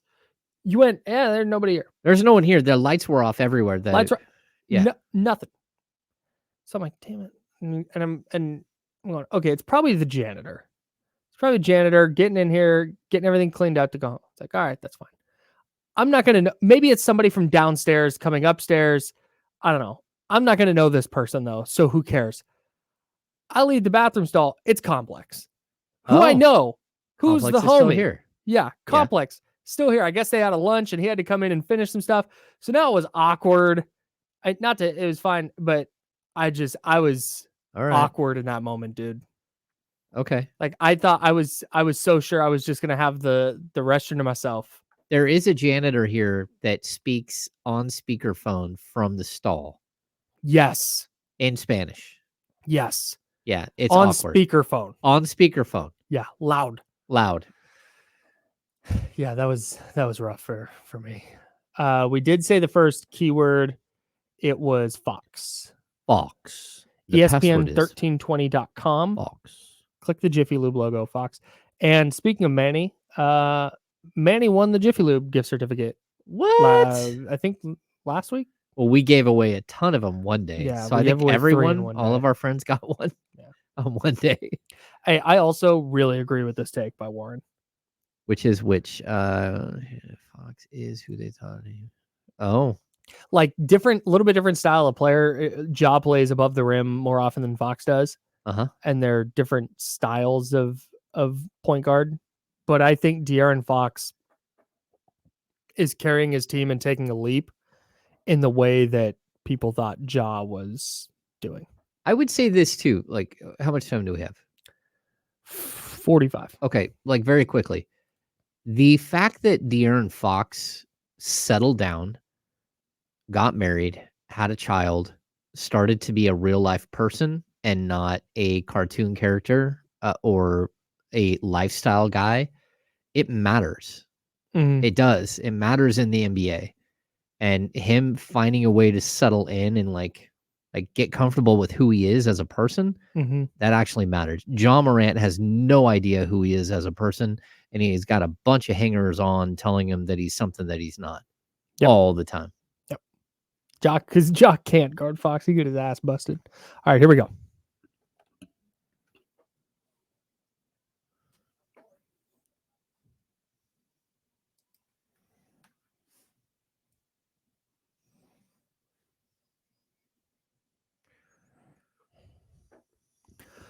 Final segment, taking you up to noon, then D'Lo and KC will take over. I'm Kyle. That's James. We're having a great time today. Talking NFL. We've talked a ton of Kings. Yeah. It feels like the Kings are having one of those seasons, and I think this is a little bit, if you're looking for a kind of overall, like overarching theme of the year, it's been that inconsistency. And in fact, somebody in the chat, in our YouTube chat earlier in the Chatty House, Scout Recycler, said the Kings need to improve their consistency to take the next step. Not sure if that will come with a big or small change to the roster. And that's kind of the big takeaway from the weekend for me. They go beat the Hawks, but man, they did claw back from down 23 and down 18 at half.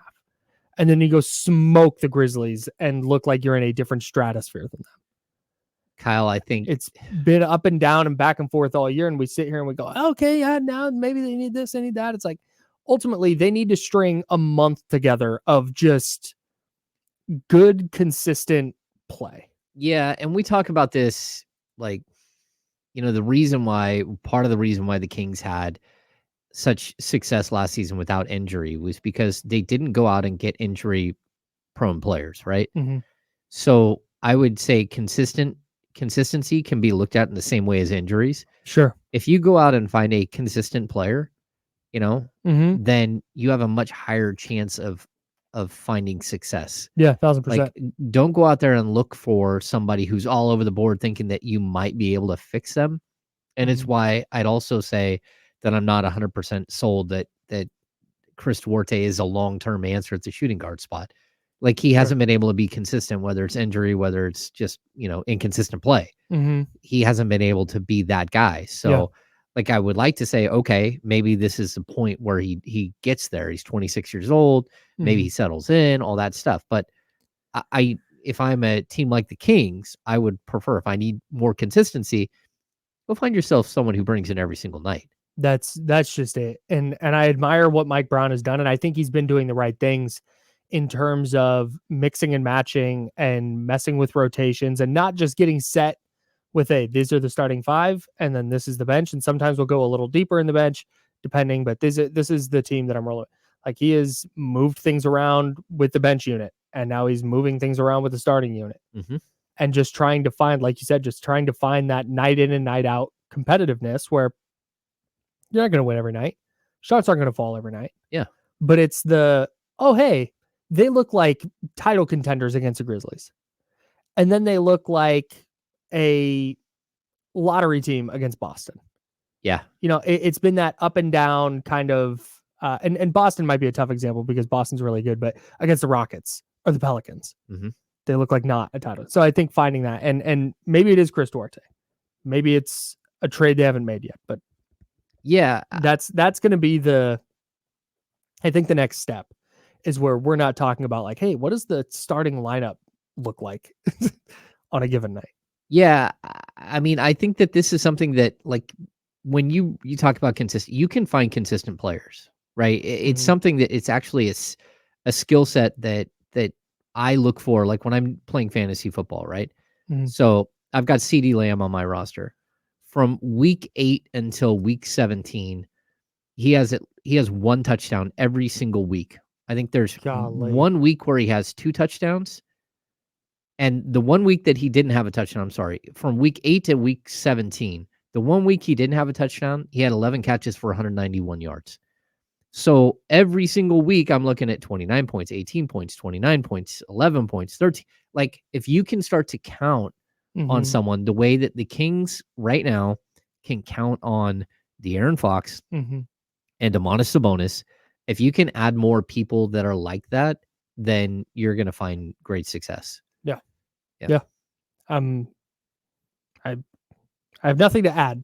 Okay. That's I think what Mike Brown is searching for when he's making changes in the starting lineup, and we'll see what it looks like after the trade deadline. And then it's about figuring it out for the postseason and at least having a solidified starting 5 and a good 3 or 4 deep bench that Mike Brown knows he can rely on in a 7-game series. And maybe that changes on matchups, but right now, if they were going into a playoff series, I wouldn't feel great because you just don't know, like, hey, who's going to start? Who's their 5 best players right now? And I think you know who your closing lineup is. I think it's their starters with Malik Monk at the 2. But outside of that, it's kind of like, ugh. Yeah. So, anyways. No. Real quick, before we get into keys to a Kings victory tonight against the Hornets. Well, first of all, you want to give away a $100 gift certificate? Yeah, let's do it. All right. ESPN1320.com is where you're going to want to go. There's a giant Jiffy Lube logo right in the front. You're going to click on that. And then you're going to enter the code word Monk. Monk. As in Malik Monk, M-O-N-K, Malik Monk, 27-5-5 against the Grizzlies on Sunday night. Just the kind of performance that we've been looking for Malik Monk. It feels like for 2 weeks, we're like, all right, hey, big Malik Monk scoring night tonight. All right, here it comes. Okay, here we go. Now, it seems he's finally right with that foot injury. He's not on the injury report. And, man, he lit it up in Memphis, and he was your player of the game. Domantas Sabonis also a really good game. 13 points, 21 boards, 12 assists. Another triple-double for him. But, man, when Malik Monk catches fire like that, I don't... I'm going to... Bear with me here. Yep. Steph Curry has always been the Warriors' best player. But when they were in the 2015, 2016, in those 2 years, I was of the mind that, like, man, I don't know if there's anybody more important to them than Draymond Green. What he does for them emotionally, what he does for them defensively. Like, it's just, and again, that in retrospect, in hindsight, I know right now that sounds crazy, but in 15, 16, like, trust me, that was the case. I feel like that's where Malik Monk is at. De'Aaron Fox is clearly their best player. Yes. Domantas Sabonis is very clearly their second best player. Yep. I don't know that there's a more important player for Sacramento than Malik Monk. Like, if you tell me that, hey, in a playoff series, he averaged 18-6, I like the Kings to win that playoff series against almost anybody. I'm with you. Like, for me, like, first of all, he's found consistency. Even last season, he was really good, but he wasn't consistent. Mm-hmm. And he's starting to where you can start writing in with pen what you're getting. And Yeah. the fact that he's shooting 41.2% from three, Yep. it just makes him deadly. Like, Mhm. his set shot, and someone asked earlier in the chat, like, what's his price tag, right? Mhm. And I don't know. Like, we're gonna have to wait and see. Like, I'm gonna have to do a lot more research on like who has money and all that stuff. But Mhm. again, you have to understand that, like, once we get through the trade deadline, it's possible that some of these teams that have money right now won't have money this offseason, and things will shift. So Monk, I mean, the Kings can offer, I think it's $17.5 million Mhm. as a starting salary for him. It's like a 4 year 78 is what they could offer him. And he is living up to that type of contract. Mhm. Now, if he's going to get 25 million a year, 30 million a year, first of all, the Kings can't go there. They don't have, because he's a 2 year contract. All they have is early bird rights. They don't have full Larry Bird rights to him. Mhm. And they don't have salary cap space. So you're going to lose him if it's above that. But like, the type of player he's become in Sacramento, to me, it's spectacular. And you talked about the foot injury. The foot injury was clearly bugging him. Like, the Kings Mhm. didn't need him in Phoenix. He scored 7 points. He missed the next game, and then the Portland game he only scored 7 points too. You could tell it was bugging him. Mhm. And then he had a couple of days to heal up, and he was really good. And the cool thing too is he's from Arkansas, and I guess it's not that far for friends and family to get to Memphis to go watch that game. Mhm. And so he had, I think, upwards of 50 people in the stands, friends and family during the holidays. So good for Malik having a big game with his friends and family there. Yeah, love to see that for him. Before D'Lo and KC get in here, we will skip the NFL playoff stuff. We can do that another time. Let's get to our keys to victory for the Sacramento Kings tonight against the Charlotte Hornets.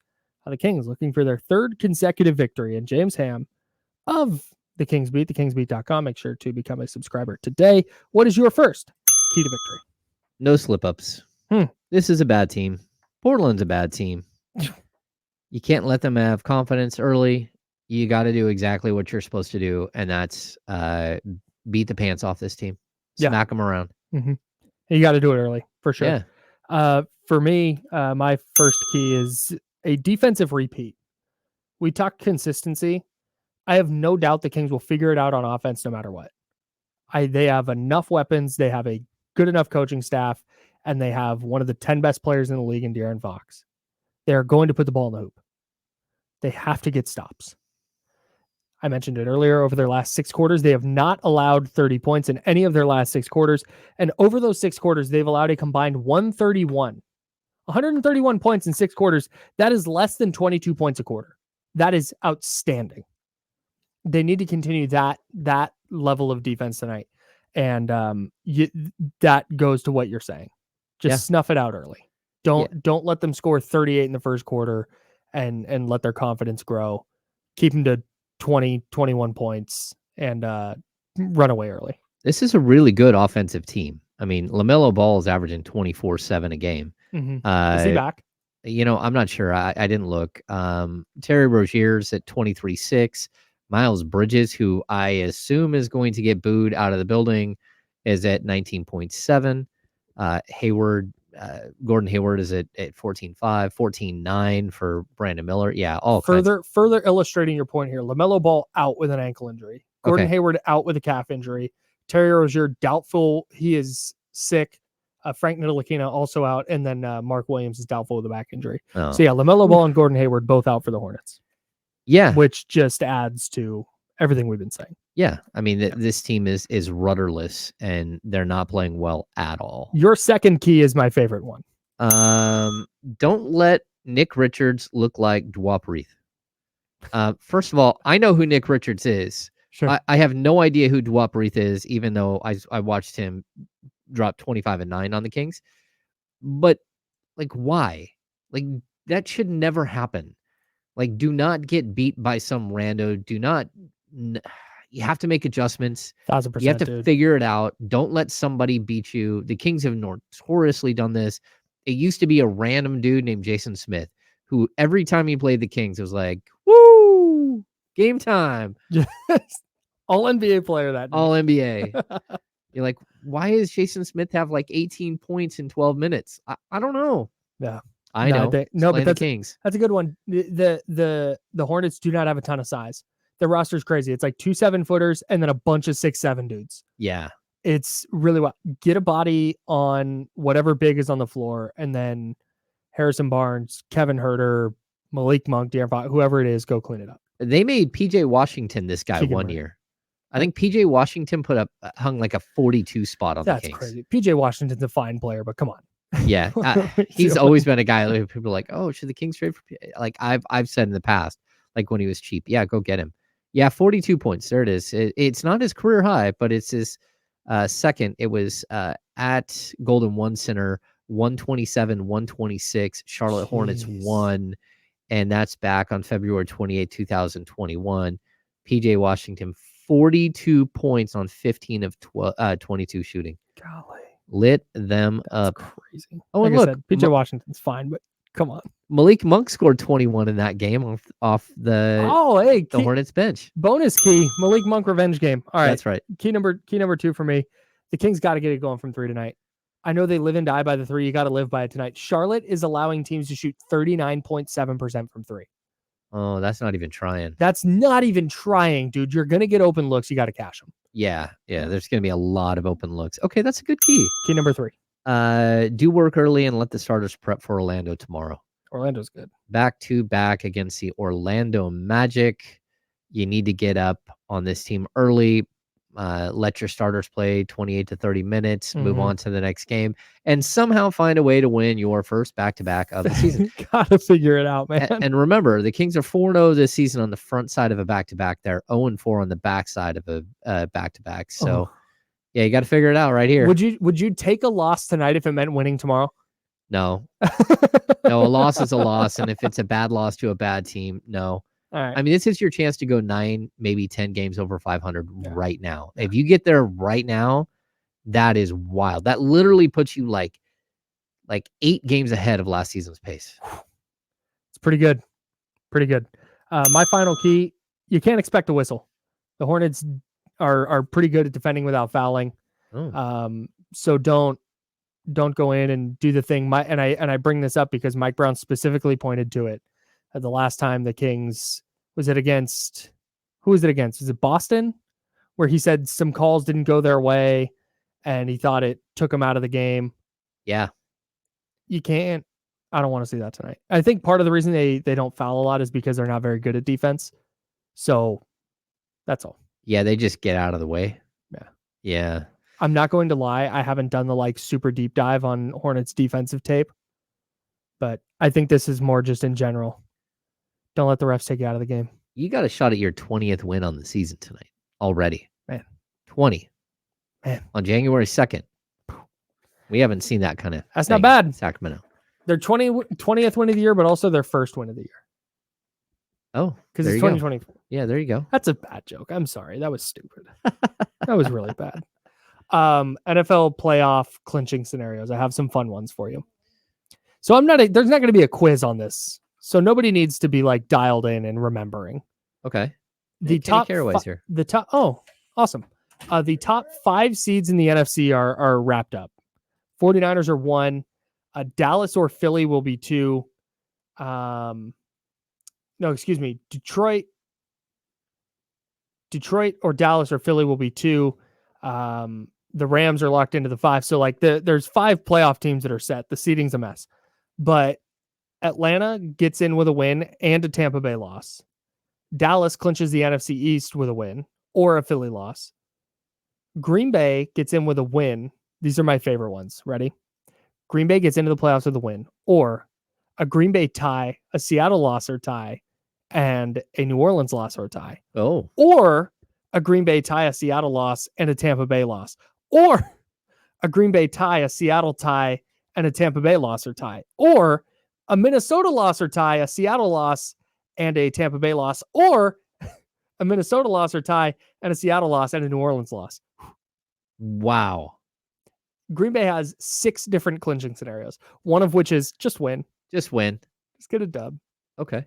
Luckily, the 49ers don't have to worry about that. Are you Let's joining get, us? No. Oh, that's my bad. I got to mute you. There it is. Kenny Caraway of D-Lo and KC fame joining us now for the handoff. What's up, KC?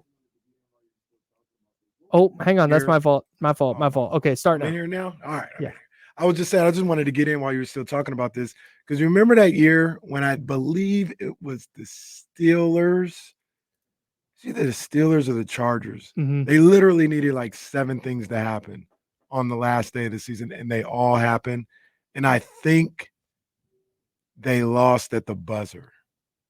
Are you talking about the Chargers-Raiders game where they just needed a tie and both teams would have gotten in? No. This was okay. This was probably maybe 10 years ago now. I don't remember this. And I think 7 things needed to happen, like 7 win, tie, lose scenarios. Man. They needed all 7 to happen. They all happened, and I think it was the Chargers. I think they like lost on a late field goal or a pick at the end. It was something crazy. Brutal. It was something. I'll never forget it, as you can see, although I don't remember it specifically. He'll never forget it. It sounds very Chargers. But he forgot it. Just to clarify, San Francisco locked into the 1 seed. That's huge. Kenny, we'll talk about that in a second. Yeah. San Francisco locked into the 1 seed. The 2 seed in the NFC could either be Dallas, Detroit, or Philly. The number 3 seed could be either Dallas or Detroit. For the 2, Dallas would have to lose, Detroit win. For the 2, if Dallas wins, Dallas is the 2 seed. Mm-hmm. If Dallas loses and Philly wins, I think Philly is the 2 and then Detroit is the 3. I think is how that goes. And then the NFC South is still up for grabs. So that 4 seed, it could be Tampa Bay, it could be Atlanta. And I think there's a New Orleans situation where New Orleans could clinch the NFC South. I think Atlanta's Atlanta's still alive, aren't they? Yeah. Somehow, some way. So Atlanta can win the South with a win and a Tampa Bay loss. New Orleans can win the South with a win and a Tampa Bay loss. Or they tie. Okay. Because Atlanta plays Tampa. Oh. Boy, this is a mess. See, one of the things... Oh, no, I'm sorry. Atlanta plays New Orleans. One of the things about these late game scenarios, I heard you guys talking a little bit about it with the Niners-Washington game. Drew Down in the chat, he said Dallas ain't losing to the Commanders and all. And in theory, I agree. But these late season games against teams that you should beat, weird things can happen. Weird things can happen. Like it's not always so cut and dry. It's not always, 49ers playing the Commanders, they should beat them by 4 scores. They ended up beating them by that. But it's not always just like from the kickoff. Like it's just weird vibes a little bit. As they talk about in football all the time, somebody's always playing for something. Next contract, next year, whatever the case may be, their one opportunity. So it's always iffy. You always got to be weary of these games against teams that essentially have nothing to play for, but have everything to play for. Yeah. Well, and if Trevarius Ward doesn't get that interception down there in the red zone and Washington goes in and scores, you're looking early second half, and that's a 3-point game. Yeah. Like that game flipped on its head when Ward got that interception. So yeah, weird things happen. I thought there was 0 chance that Arizona was going into Philly and winning. I didn't think it's like, okay, Jonathan Gannon revenge game. And I know Philly's defense is struggling, but I just don't think the Cardinals have the bodies. What we got to start doing to a certain degree, and I'll talk about it a little bit more throughout the day, but we got to stop giving Philly the respect that we've been giving them. I mean, they haven't shown all year that they're this really good team. Like they have all year. Even when they were 10-1, they were getting by. They didn't feel like a 10-1 team. Yeah. So they might lose on Sunday. They might lose to the Giants. They could definitely. They almost lost to the Giants a couple weeks ago. They should have had Tyrod in there the whole time. They probably would have lost. Yeah. Totally agree. I mean, we saw it this weekend. Jacksonville. Didn't Jacksonville lose to Carolina? No. Who was it that? Jacksonville beat the heck out of Carolina. Oh, okay, my bad. Who was the owner that threw his drink? David Tepper, the Panthers owner. Oh, my He bad. threw his drink in Jacksonville. Oh, yeah, that's my bad. I got that one swapped. I don't. And that was anything bad Jags form. related, I have no The idea. Battle of 95. Yeah, that was bad Nice, form. dude. Yeah, that's a tough look for David Tepper. We got to get you out of here, Kenny. What do you guys got coming up on the show? Kings, Niners, and Michigan. Go blue. Let's go. Let's go. Uh-oh. Gross. I'm a lifelong UW fan after becoming a lifelong Alabama fan this weekend. Go Dogs. Big Michael Penix. This is the year, baby. Go blue. All right, yeah, you're relying on Jim Harbaugh to win a big game. Good luck with Harbaugh that. and the Niners luck win with that. championships this year. Can't believe it. It's nuts. All right, we're gonna get whatever that is. That's coming up next on ESPN 1320.